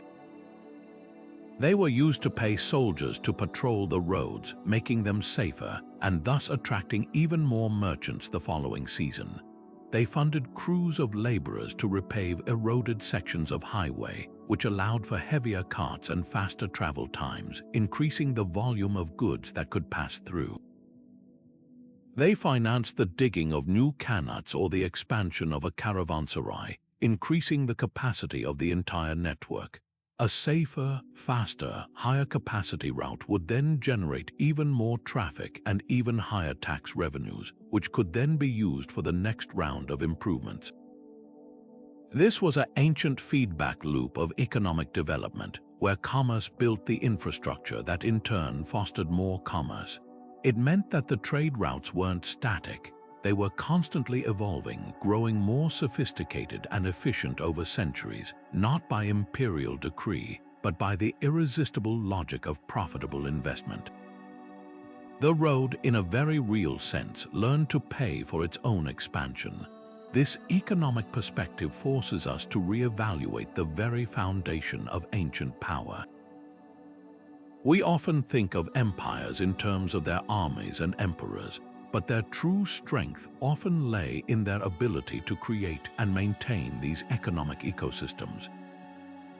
Control of a key trade node like the city of Petra or a strategic mountain pass was more valuable than winning a great battle, because it provided a continuous, renewable stream of wealth that could fund those armies indefinitely. The prosperity of a civilization became directly tied to its integration into these global networks. A kingdom that invested in its roads and security flourished, becoming a cosmopolitan hub of exchange. A kingdom that neglected its infrastructure or allowed its roads to become unsafe would quickly find itself bypassed and impoverished, as merchants simply rerouted to a more reliable competitor. The hidden infrastructure of trade was therefore the ultimate judge of a society's economic foresight, the invisible hand that shaped the rise and fall of empires by governing the flow of the most powerful force in human history, not soldiers but commerce. And so we arrive at the most profound and enduring legacy of all this hidden engineering, a truth far greater than the sum of its stone and mortar. While kings and merchants saw these routes as arteries for gold and silk, their ultimate gift to humanity was intangible. The Caravansarize, waystations, and secure roads did more than facilitate commerce. They built the world's first internet, a physical network for the viral spread of culture, faith, and ideas. These hubs of rest and repair became unexpected melting pots, neutral grounds where a Buddhist monk from India could debate philosophy with a Greek scholar under the protection of a Persian king, all because the infrastructure made such a meeting possible. Imagine the scene within the walls of a bustling Caravansarize courtyard after nightfall. The camels are settled, the day's journey is done, and around a dozen different cooking fires, travelers from opposite ends of the earth gather.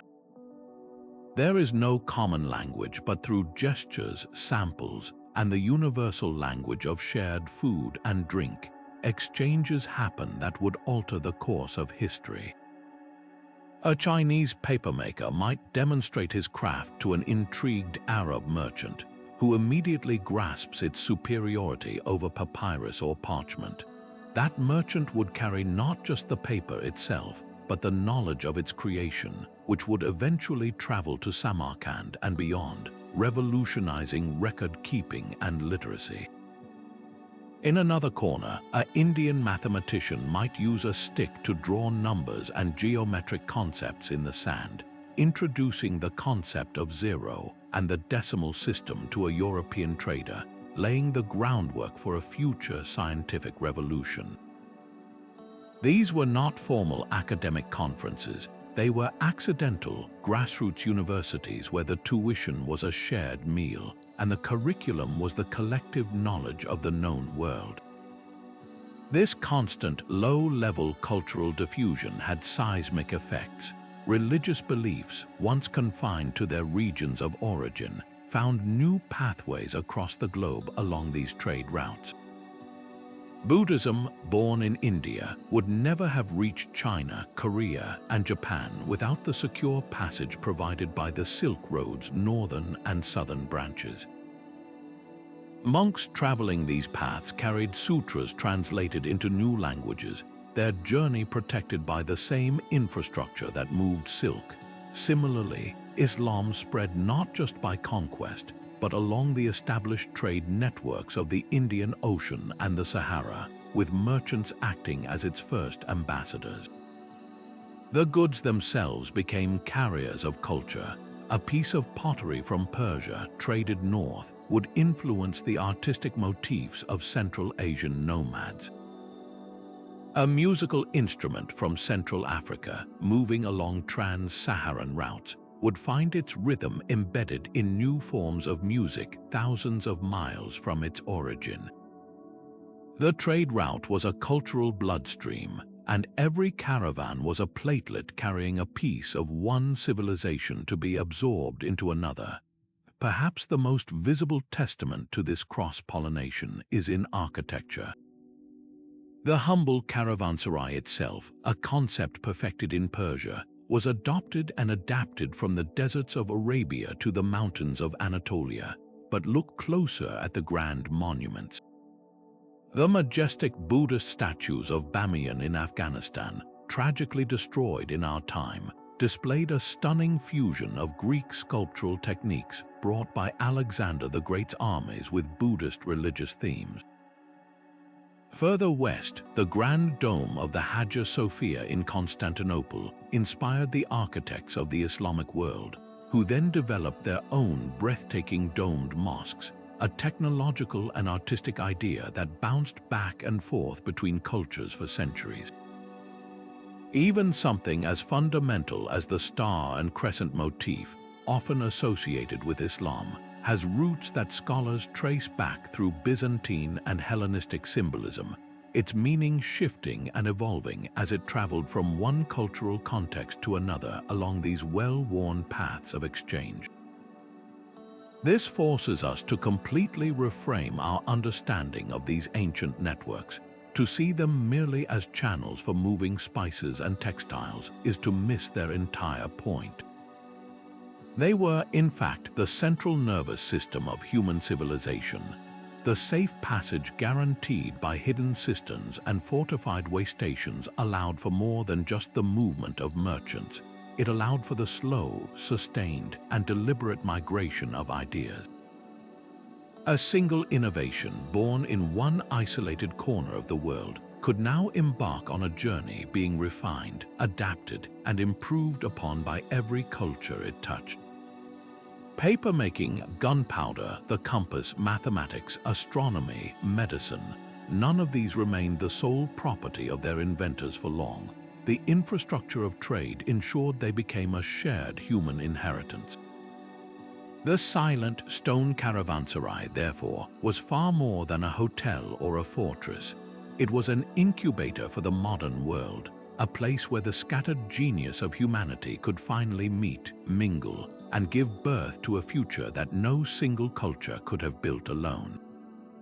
Yet the echoes of this ancient ingenuity are not confined to history books or dusty ruins. They resonate powerfully in the world we navigate today. The very asphalt and concrete we travel on often conceal the ghostly imprint of those first merchant trails, their paths so logically sound that defying them would be an act of modern folly. Look at a satellite map tracing the major highways of Europe and Asia, and you'll see a startling overlay with the old silk and amber roads. The modern autobahn sweeping through a German forest might follow the exact same river valley that Bronze Age traders used to move amber toward the Alps. A freight rail line cutting through a mountain pass in Iran could be running on the precise gradient established by Persian engineers 2,000 years ago to ease the strain on their ox-drawn carts. This isn't a coincidence, it's a testament to the timeless logic of geography. The most efficient path between 2 points of civilization, accounting for mountains, rivers, and sources of water, was solved by ancient scouts through sheer trial and error. Our modern infrastructure, for all its technological mastery, simply accepts their final answer, paving over their wisdom with concrete and steel. This ancient influence extends far beyond mere route planning and into the very philosophy of how we manage the flow of goods across the planet. The sprawling, automated distribution centers that form the backbone of our global supply chain are the direct descendants of the Caravansarize and the hidden storage cache. The core challenges remain identical: how to safely aggregate goods from diverse sources, provide security, facilitate transfer between different transport methods, and distribute them efficiently to their next destination. A modern logistics hub, with its cross-docking terminals where a shipping container is swiftly moved from a truck to a train, is executing the same fundamental operation as a Silk Road waystation where bales of silk were transferred from Bactrian camels to those better suited for the high Tibetan plateau. Even the concept of just-in-time delivery, where components arrive at a factory moments before they are needed to avoid costly inventory storage, has an ancient parallel. A merchant on the incense route wouldn't carry a year's supply of frankincense. He'd rely on a network of trusted agents and secure depots along the way to hold stock, drawing on it as he needed to supply the next leg of his journey, minimizing his risk and maximizing his flexibility. Perhaps the most urgent lesson we are relearning from these ancient engineers is the value of resilience and sustainability. In an era of climate change and resource scarcity, their low-tech, passive solutions are being re-examined with newfound respect. Modern architects and urban planners are now studying the principles of the Canat system to design buildings that use passive cooling, circulating air through underground tunnels to naturally regulate temperature without massive energy consumption. The sophisticated water capture and storage methods of the Nabateans at Petra are a masterclass in managing scarce resources, offering models for modern cities in arid regions struggling with drought. Their entire approach was built on working with the environment, not against it, using gravity instead of pumps, natural stone for insulation, and strategic placement to harness prevailing winds. This ancient wisdom represents a paradigm of endurance, showing that the most sustainable systems are those that are elegantly adapted to their place, capable of functioning for centuries without fossil fuels or complex machinery that can break down. The process of uncovering this legacy is ongoing, with each archaeological discovery adding another piece to the puzzle and often forcing us to reconsider our assumptions of technological progress. The recent use of ground-penetrating radar, for instance, has revealed vast, previously unknown networks of underground canals and storage pits radiating out from known sites, suggesting these trade networks were even more extensive and sophisticated than we had ever imagined. Each finding is a humbling reminder that our ancestors were not primitive. They were brilliant problem solvers who operated under a different set of constraints. They may not have had GPS, but they had a celestial map etched into their memory. They may not have had reinforced steel, but they had an intimate knowledge of materials, weaving bridges from grass that could last 100 years. By studying their work, we aren't just looking backward with nostalgia. We are mining the past for ingenious solutions to our own modern problems, connecting the wisdom of those first infrastructure scouts with our urgent need to build a world that is not only connected, but also sustainable and resilient for the centuries to come. These captivating stories of phantom guardians and lost treasures passed down for generations add a layer of magic to the history of ancient trade, but they also create a shimmering veil between us and the tangible, often gritty, reality of the people who lived and died along these routes. To truly understand their world, we need to gently part that veil, not to dismiss the legends, but to see the profound human truths they grew from. The real magic isn't in the curses or the ghosts. It's in the fact that our ancestors managed to build these networks at all, and the legends are simply their way of explaining the terrifying and wondrous unknowns they encountered. Consider a story that echoed along the Silk Road, the legend of the Valley of the Demons, a cursed pass where evil spirits would whisper on the wind, driving travelers mad until they wandered off the path to their deaths. A purely supernatural tale, not when we apply the lens of reality. That specific valley might have been a narrow canyon with unique acoustics that amplified and distorted the constant wind into an unnerving, human-like moan. Combine that eerie sound with the effects of severe sleep deprivation, dehydration, and the early stages of heat stroke, all common hazards of desert travel, and you have a perfect recipe for mass hallucination and paranoia. The demons were likely a very real physiological and psychological response to extreme duress. The legend wasn't a lie. It was the only logical explanation available to a group of terrified, exhausted people who had no modern understanding of environmental science or mental health.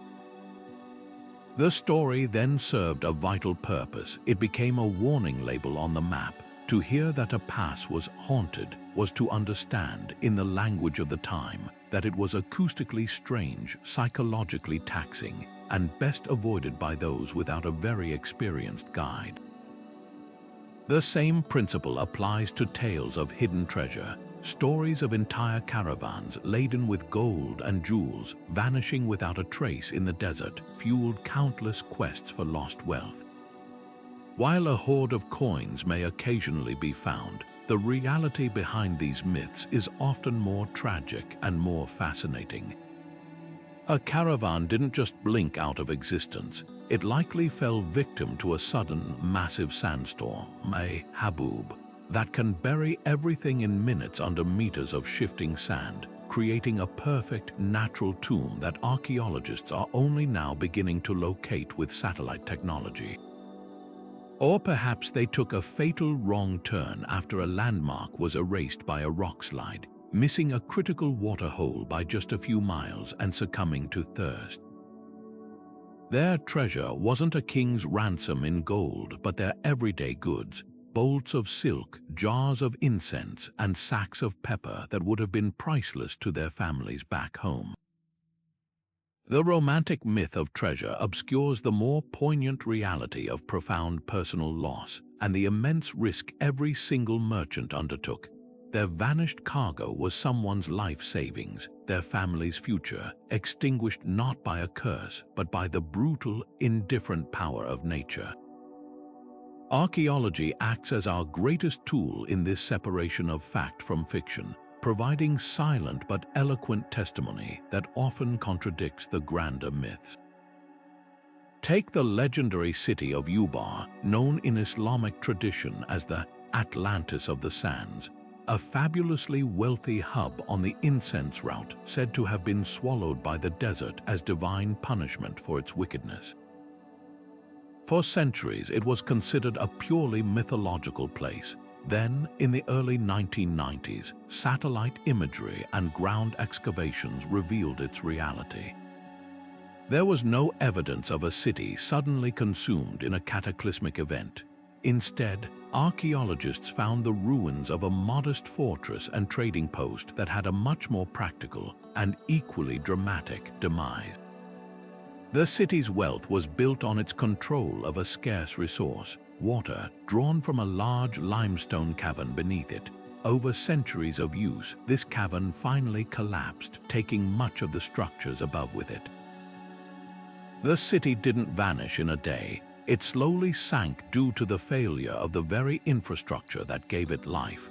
The myth of a divine punishment grew from a kernel of truth, a sudden collapse, but the reality is a stunning lesson in geological cause and effect, a story of human engineering ultimately defeated by the very environment it sought to harness.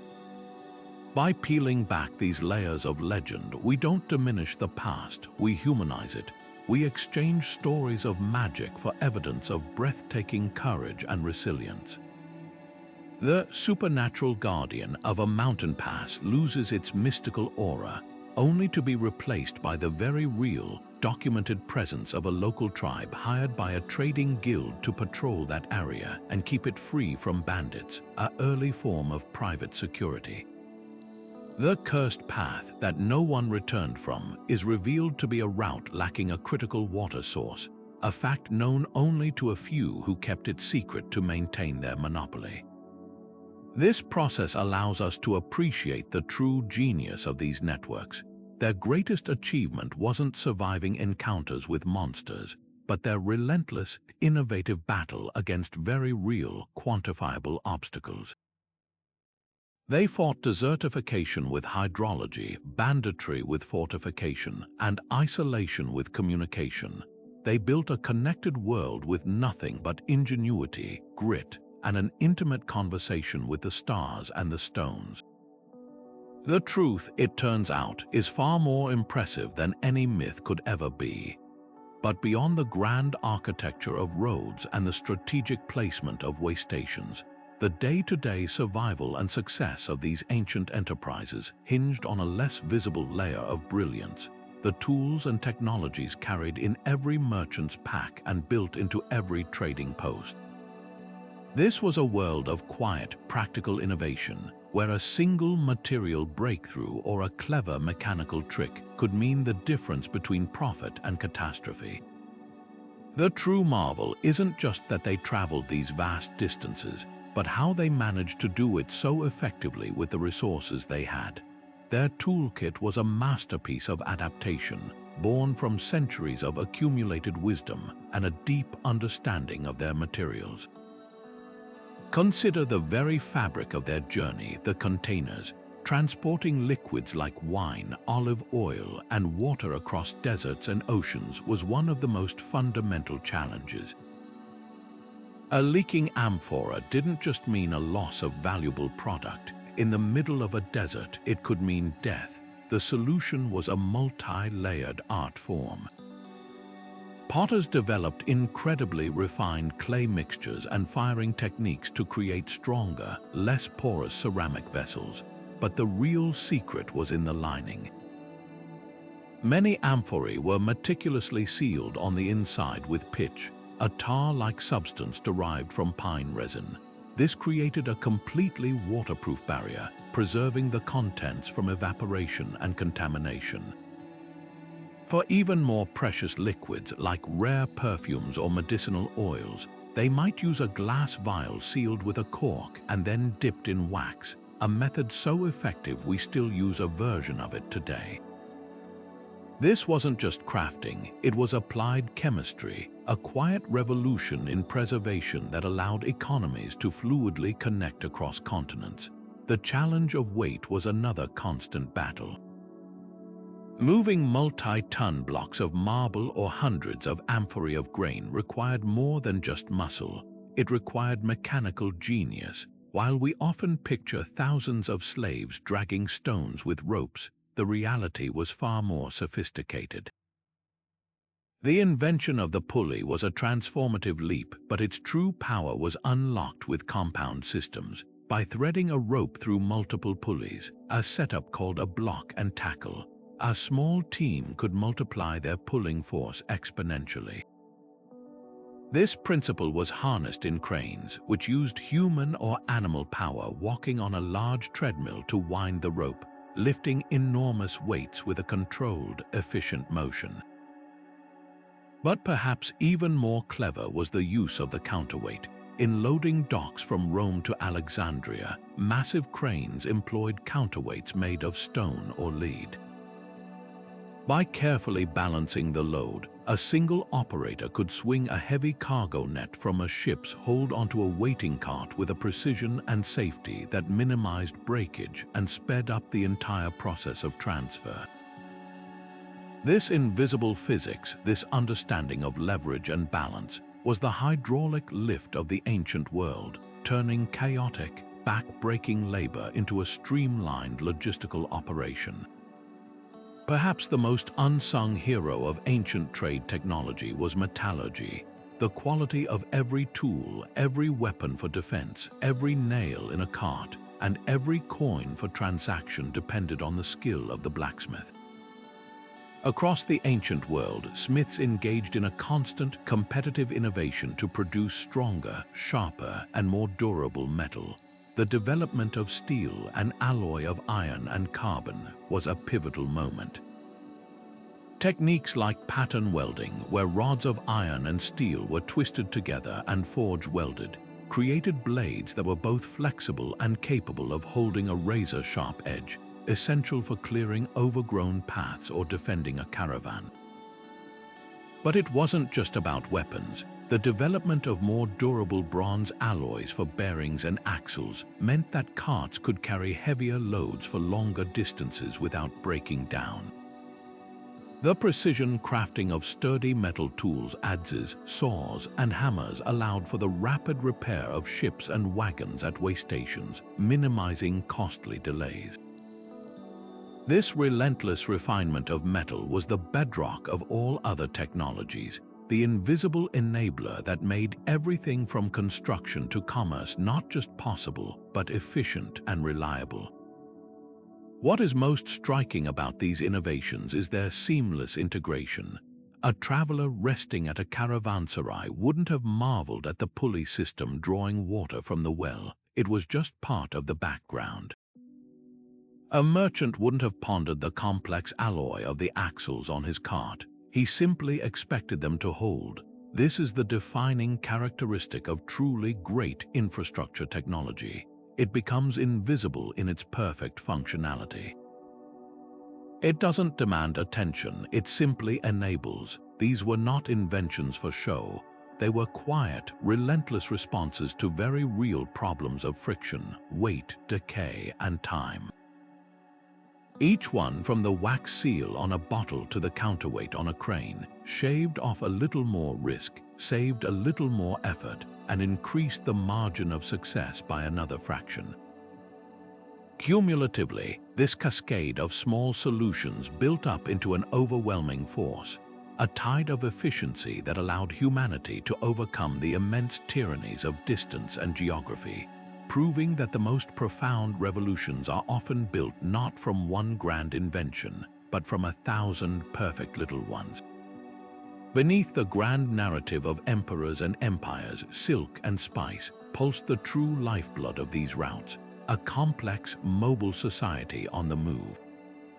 This was a world with its own strict rules, its own unspoken codes of conduct, and a finely tuned social hierarchy as intricate as any found in a settled capital. To imagine a trade caravan as simply a line of camels is to miss the human orchestra required to make it function. It was a traveling village, a microcosm of the connected world, where every individual from the lowliest camel driver to the wealthiest merchant prince had a designated part to play in ensuring the entire enterprise's survival and profitability. At the top of this mobile social pyramid stood the merchant financier. This was not necessarily the person physically traveling the entire route, though some daring souls did. More often, he was the investor operating from a major city, providing the immense capital needed to procure goods, hire the caravan, and pay the exorbitant taxes and tolls along the way. His agents, trusted family members or partners, would often accompany the cargo to oversee the transactions. Theirs was a world of high risk and potentially astronomical reward, a life spent reading markets, cultivating contacts, and managing logistics across continents. Their word was their bond, and their reputation for honesty or shrewdness preceded them, functioning as a kind of international credit rating. Just below them, and absolutely vital to the operation, was the caravan master. If the merchant was the CEO, the caravan master was the seasoned ship's captain and chief operations officer rolled into one. This individual was chosen for his encyclopedic knowledge of the route, his experience in navigating political and natural hazards, and his commanding presence. He decided the pace, the schedule, when to rest and when to push on. He negotiated with local chieftains for safe passage and settled disputes among the travelers. His authority was absolute on the road, a necessary dictatorship for survival in the wilderness. Alongside him were the specialist guides, often locals hired for their expertise in a particularly treacherous stretch of terrain, like a specific mountain pass or a waterless desert crossing. They held knowledge that was literally priceless. Then came the vast supporting cast that formed the backbone of the journey. Armed guards, often mercenaries from warrior cultures, provided the muscle to deter bandits. Their presence was a walking advertisement of a caravan's value and a necessary insurance policy. Interpreters bridged the dizzying array of languages and dialects encountered along the way, their skills making them far more than simple translators. They were cultural advisors who understood local customs and taboos. Artisans and craftsmen traveled to blacksmiths to repair tack and wheels, leather workers to fix harnesses and waterskins, and cooks to prepare meals for the entire crew.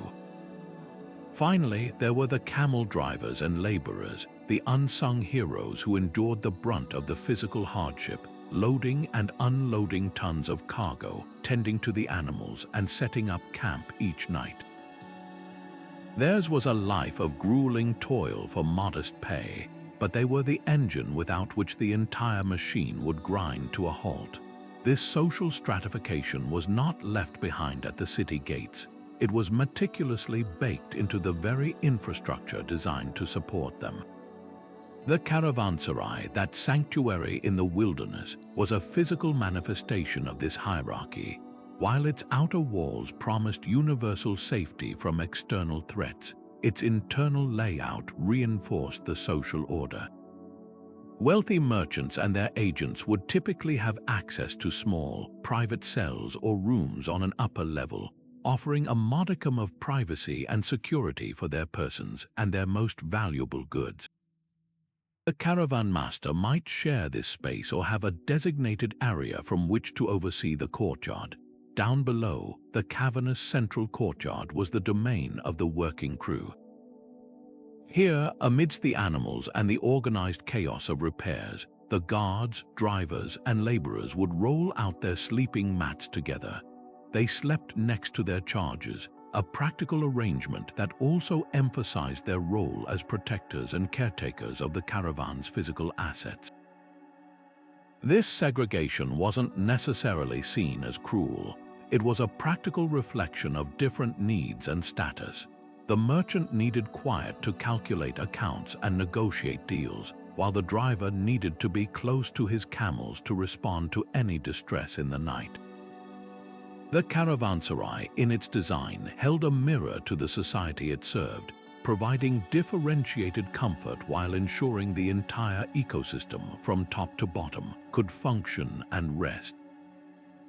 This constant proximity, this shared reliance on each other for survival, forged unique bonds and inevitable tensions. Camaraderie was born from shared hardship, a guard and a driver huddled together against a desert sandstorm, or a cook sharing a hot meal with an interpreter after a long day. Lifelong friendships must have been formed between people from utterly different worlds, united by the rhythm of the road, yet conflict was also a constant companion. Disputes over pay, accusations of theft, resentment between different ethnic or religious groups within the caravan, and the sheer stress of a months-long journey through dangerous territory would have created a pressure cooker environment. The caravan master's role as arbitrator was therefore as crucial as his role as navigator. Understanding this social dimension completely reframes our view of ancient trade. It moves us beyond maps of routes and lists of goods and into the lived experience of the people who made it all happen. It was a world of collaboration across vast cultural divides, but also one of stark inequality and friction. It was a system that demanded both the visionary ambition of the financier and the raw, gritty endurance of the laborer. The infrastructure they built and used didn't just move silk from China to Rome. It sustained a fragile, traveling society, replicating the complexities of the settled world within the walls of a desert fortress, proving that commerce has always been, first and foremost, a deeply human endeavor. What becomes truly humbling is realizing that this ancient mastery of trade was not achieved by conquering nature, but by learning its deepest rhythms and adapting to them with profound respect. The infrastructure we've been exploring wasn't just built on the land. It was built with the land in a sophisticated dialogue that minimized environmental impact and maximized longevity. This wasn't a fringe concept. It was the fundamental operating principle for civilizations that understood their survival depended on a sustainable relationship with their surroundings. They worked with the materials and forces available, not against them, creating systems of astonishing resilience that function for centuries without causing the widespread ecological damage we associate with modern industry. Take the Kanat system, which we've mentioned before. Its brilliance extends far beyond just finding water. It represents a deep understanding of aquifer management and conservation. Unlike modern deep well pumping, which can rapidly drain an underground water source, the Kanat is a model of sustainable extraction. It gently taps into the water table at its head, the mother well, and the gently sloping tunnel then allows the water to flow by gravity alone. This design means it can only draw as much water as the aquifer naturally replenishes. It's incapable of over-extraction. It's a self-regulating system. Furthermore, because the water travels underground, it's protected from the scorching desert sun, losing virtually nothing to evaporation, a critical efficiency in a landscape where every drop is precious. This ancient technology didn't just create oases. It sustained them for millennia, a testament to an engineering philosophy that viewed resources as something to be carefully stewarded, not brutally exploited. This same principle of working with the environment is etched into the stone of the Incan road system. The engineers of the Andes didn't just bulldoze pathways, they designed them to be a part of the mountain's own drainage system.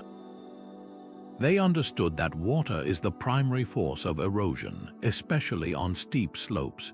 To combat this, they constructed their roads with sophisticated drainage features, including culverts, gutters, and frequent causeways that elevated the path above swampy ground.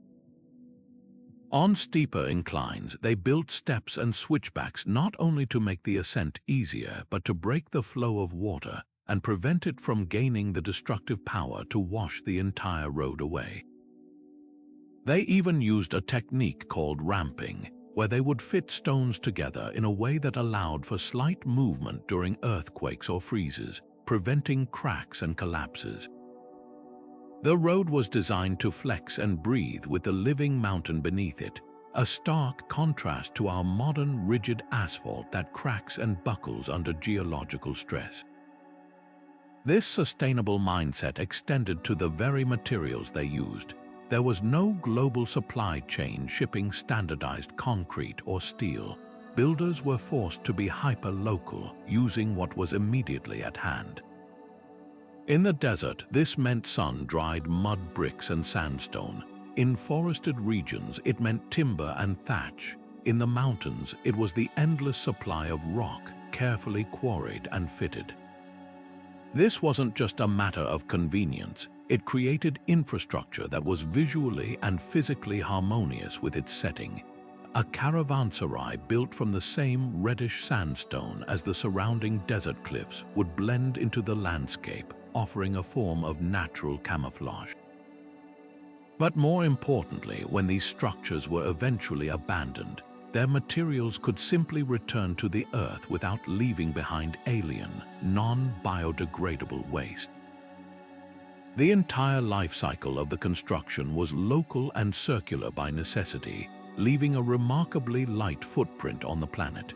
Perhaps the most poignant lesson from these ancient routes is their testament to the power of passive design.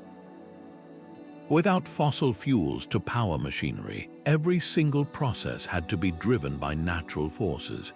The Qanat used gravity. The placement of Caravansarize capitalized on natural wind patterns for ventilation and cooling. Builders oriented structures to capture the low winter sun for warmth and provide shade from the high summer sun. The famous wind towers of Persian architecture, found in some desert waystations, captured even the faintest breezes and funneled them down into living spaces, providing a form of ancient air conditioning. They weren't fighting the climate, they were using a deep, intuitive knowledge of physics to harness it for human comfort and efficiency. In an age of escalating energy costs and climate change, this ancient wisdom feels not primitive but remarkably advanced. They achieved resilience not through complex, fragile technology, but through simplicity and intelligent design aligned with the immutable laws of nature. Ultimately, these enduring pathways stand as a silent rebuke to our own often extractive and short-sighted methods. They force us to ask a difficult question: which system is truly more advanced? One that builds a road requiring constant, expensive repairs and fossil fuels to maintain, or one that builds a road that manages water, respects the terrain, and stands for 1,000 years? The ancient world understood that sustainability wasn't an optional extra or a marketing slogan. It was the only way to ensure that the lifeblood of commerce could continue to flow for generations to come. Their legacy is a powerful reminder that the most sophisticated infrastructure isn't that which imposes our will upon the world, but that which finds a graceful, enduring, and sustainable way to belong within it. Yet for all their resilience and sophistication, even the greatest of these networks could not endure forever. The very forces that gave them life, shifting political winds, the relentless march of climate, and the relentless human drive for a better way, would eventually conspire to silence them. The decline of these trade arteries was rarely a single, catastrophic event, but rather a slow, agonizing fade, like a once mighty river gradually drying up in the sun. It began with a subtle shift, a single link in the chain starting to weaken. Perhaps a once stable empire that had patrolled a crucial mountain pass collapsed into feuding warlords, making the route too dangerous for all but the most desperate. A prolonged drought might have permanently drained the aquifers that fed a critical network of qanats, turning a bustling oasis city into a ghost town surrounded by desert.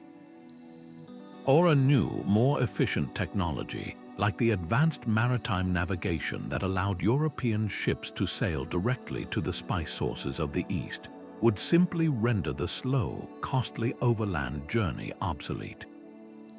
One by one, the Caravansarize would fall silent, the merchants stopped coming, the guards were reassigned. The meticulous knowledge of hidden water holes and celestial markers, passed down through generations of guides, was no longer taught to the next.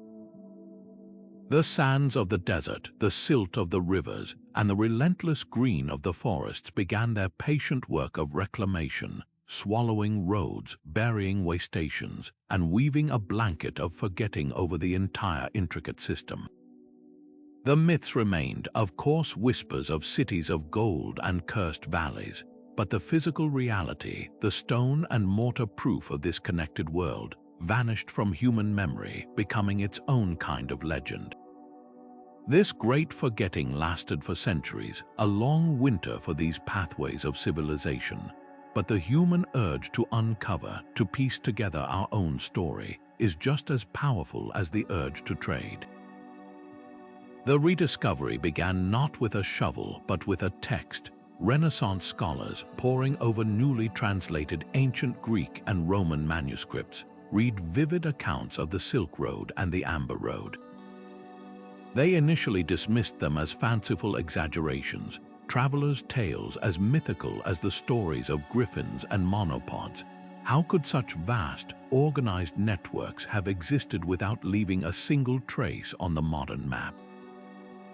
The turning point came with the age of exploration and later the era of colonialism.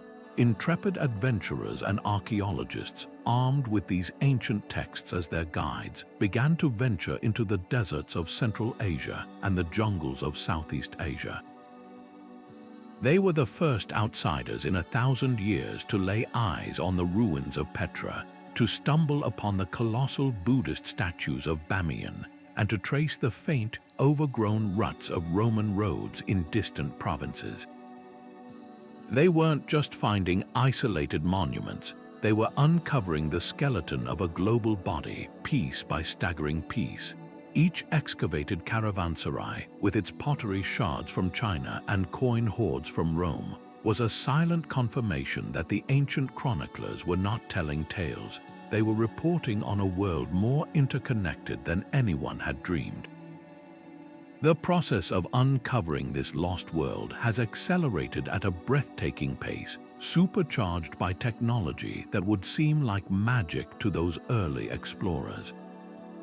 Where they had picks and shovels, we now have satellites and lasers. Light detection and ranging technology, or LiDAR, has been nothing short of revolutionary. By firing millions of laser pulses from an aircraft through dense forest canopies and digitally stripping away the vegetation, archaeologists can now map the ground surface with centimeter-scale accuracy, revealing the ghostly imprint of human activity invisible to the naked eye.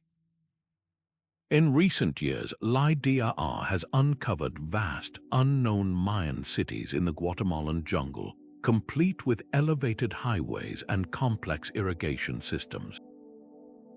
In the deserts of Arabia, it has traced the faint lines of long-vanished frankincense trail routes and revealed the foundations of countless waystations swallowed by the dunes.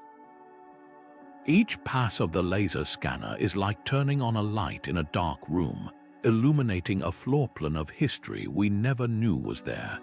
Ground-penetrating radar peers deep into the earth without disturbing a single stone, mapping buried walls and detecting subterranean chambers, allowing us to virtually explore a site before a single trowel of dirt is moved.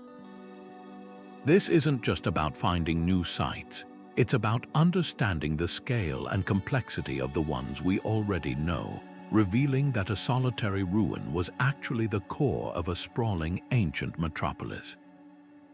What makes this modern rediscovery so thrilling is its democratic and collaborative nature.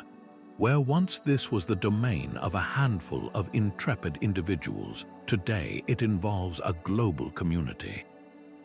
Satellite imagery is freely available to anyone with an internet connection, leading to the rise of armchair archaeologists, amateur enthusiasts who scour digital maps and have made stunning discoveries from their own homes, identifying potential ruins in remote regions. Local knowledge, once overlooked, is now recognized as invaluable. A Bedouin tribesman's story about a strange pile of stones in the desert can lead a team to a major Nabatean outpost. Each artifact pulled from the sand, a preserved ledger in a long-lost language, a ship's manifest etched in clay, a humble sandal worn smooth by miles of travel, is another piece of the puzzle. These aren't just museum pieces, they are data points that help us rewrite our understanding of human history. A single receipt found in a buried storeroom can tell us about commodity prices, tax rates, and literacy levels at a precise moment in time, adding a vibrant human detail to the grand narrative of empires and trade. The journey of rediscovery is far from over.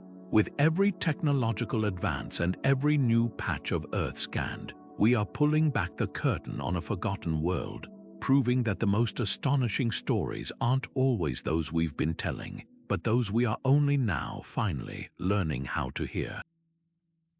While the legends of these routes were passed down for centuries, and early archaeologists did heroic work with little more than shovels and intuition, the true depth of this hidden world remained frustratingly out of reach for generations.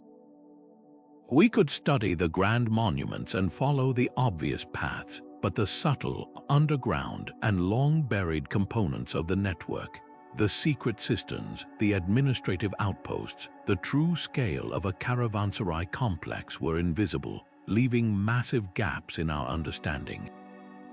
That all changed almost overnight with a technological revolution that has given us nothing short of X-ray vision into the past.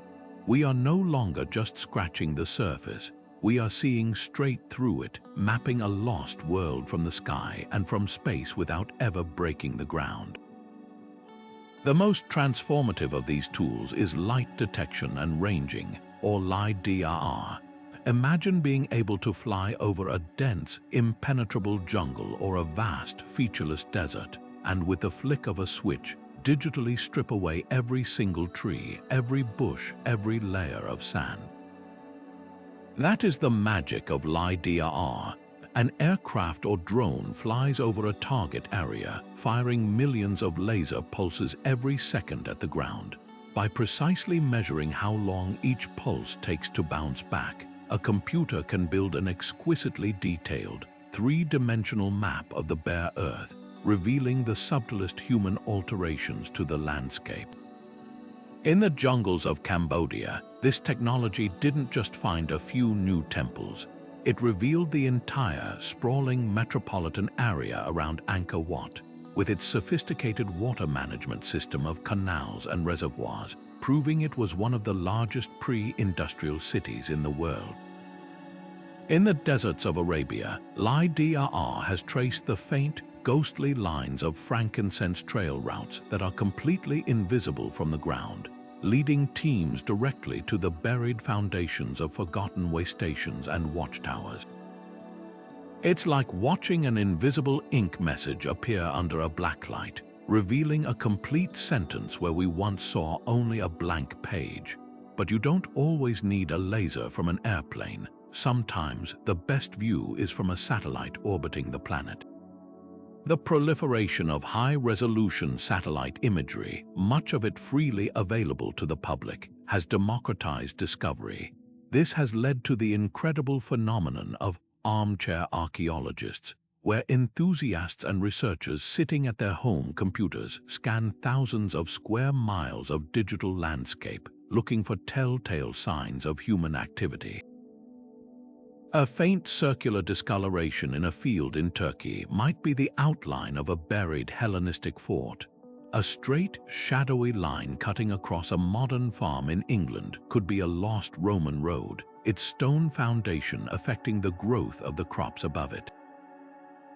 These satellite scouts can then alert professional teams on the ground, who use another incredible tool to investigate further: ground-penetrating radar. GPR units are dragged across a site, sending radio waves into the earth and reading the signals that bounce back from different soil densities and structures. It's a form of ultrasound for the planet, allowing archaeologists to literally see the footprints of walls, pits, and even buried trash middens, creating a detailed subterranean map before a single shovel ever touches the soil.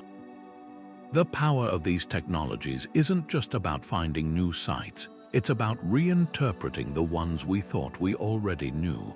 Take the ancient city of Petra. For decades, we marveled at its magnificent facades carved into rose-red cliffs. But recent surveys using drone photography and sophisticated geophysical instruments revealed something astonishing. The city was not just a collection of glorious tombs.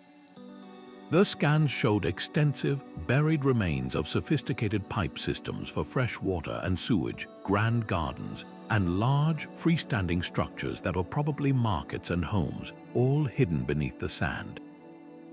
This completely rewrites Petra's story from a primarily ceremonial or funerary site to a thriving, populous, and hygienically advanced metropolis, a true capital of commerce whose engineering prowess matched its artistic beauty. Similarly, scans around known Roman forts along Hadrian's Wall in Britain have revealed the outlines of vast, supporting civilian settlements called vici, complete with shops, taverns, and temples huddled outside the walls. The ancient equivalent of the bustling towns that sprout around modern military bases, adding a rich layer of social and economic understanding to a site we've studied. Centuries, perhaps the most critical benefit of this non-invasive approach is preservation. Excavation, by its very nature, is destruction. Once you dig something up, the context is forever changed. These new technologies allow us to practice a form of virtual archaeology, preserving sites in their exact state for future generations who will have even better tools at their disposal. We can now study a fragile, organic artifact like a wooden shipwreck or a textile fragment using high-resolution 3D modeling and molecular analysis without ever risking its deterioration from exposure to air. This shift from extraction to analysis marks a new, more respectful chapter in archaeology, one where our primary goal is to understand and protect our shared heritage, not simply to collect it. We are no longer just treasure hunters, we are cartographers of a vanished world, using the silent, penetrating gaze of technology to finally give voice to the secrets that have been waiting just beneath our feet for 1,000 years. But this incredible journey of rediscovery, this technological marvel of seeing through time, brings with it a profound and often uncomfortable responsibility. As we pull these ancient pathways back into the light, we are forced to confront a series of deep ethical questions that have no easy answers. The act of archaeology is never neutral, it is an intervention. The moment we decide to excavate a site, to remove an artifact, or even to publicly announce its location, we set in motion a complex chain of events with real-world consequences for both the past and the present. The story of these trade routes is not a dead history belonging to no one. It is a living, breathing part of the cultural heritage of the nations and communities where these ruins lie, and our approach to it must be handled with immense care, collaboration, and respect. One of the most pressing issues revolves around cultural patrimony, the fundamental question of who truly owns the past. For centuries, the practice of archaeology was intertwined with colonialism, where treasures were freely extracted by foreign expeditions and shipped back to museums in London, Paris, or Berlin. This has left a legacy of pain and dispute that continues to this day. When a beautiful mosaic from a Roman villa in North Africa ends up in a European museum, or when exquisite Silk Road artifacts from Central Asia are displayed in a gallery in Tokyo, it raises difficult questions. Are these objects the shared heritage of all humanity, best preserved and displayed in world-class institutions with vast resources? Or are they an integral part of the national identity and historical narrative of the country from which they were taken, often without consent?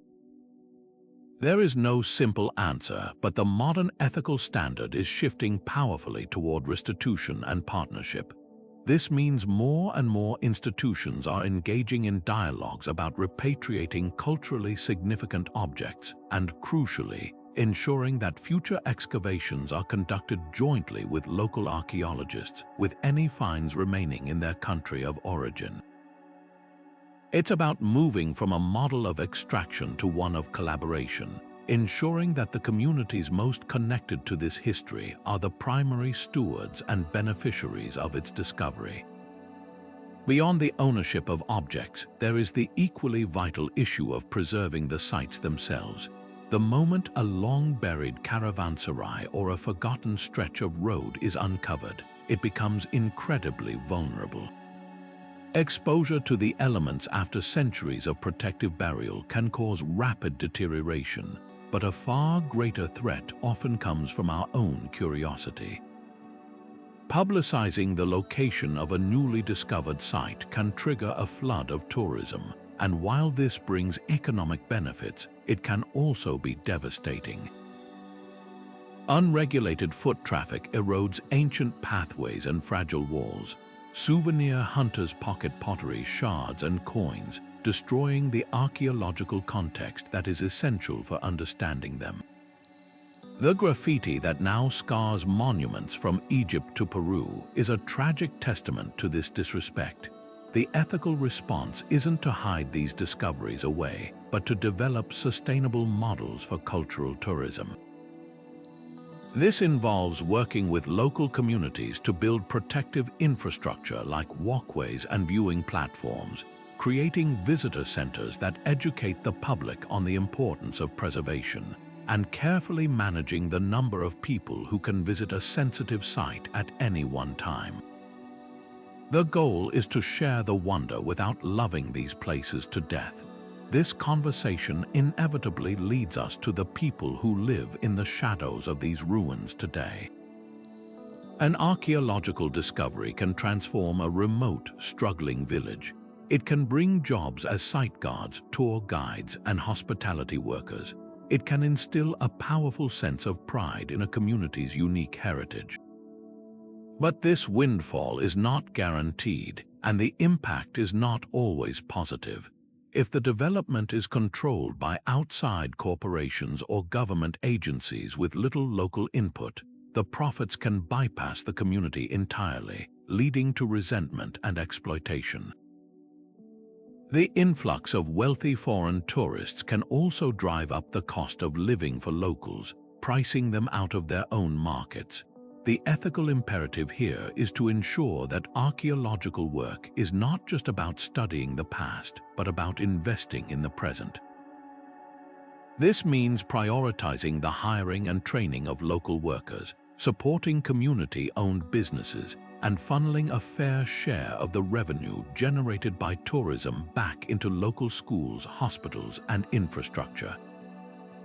The most successful and respectful projects are those where the local community feels a sense of ownership and sees a tangible improvement in their quality of life as a direct result of protecting their shared heritage.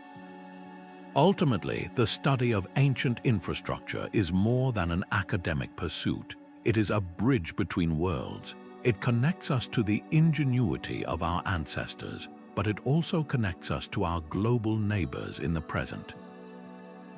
By embracing an ethical framework centered on collaboration, restitution, and sustainable stewardship, we do more than just protect stones and artifacts. We honor the living cultures that are the descendants of those ancient traders and engineers. We ensure that the stories told about these routes are not just tales of exotic goods and far-off lands, but are inclusive narratives that acknowledge the contributions and the rights of all the peoples involved, both then and now. This mindful approach transforms archaeology from a practice of collecting into one of connecting, allowing these rediscovered pathways to foster not only a deeper understanding of history, but also a more just and respectful relationship across our modern world. So as we draw this exploration to a close, we're left with a truly transformative perspective. The story of ancient trade is no longer just a romantic tale of camels and caravans. It's a profound narrative of human ingenuity etched into the very bones of the earth. We've journeyed beyond the myths to uncover the real magic, the hidden systems that defied deserts, the Caravansarize that were fortresses of commerce, the celestial maps that guided travelers, and the collaborative spirit that turned self-interest into a global network. This hidden infrastructure was the silent, sturdy backbone of history, the unsung hero that made everything else possible.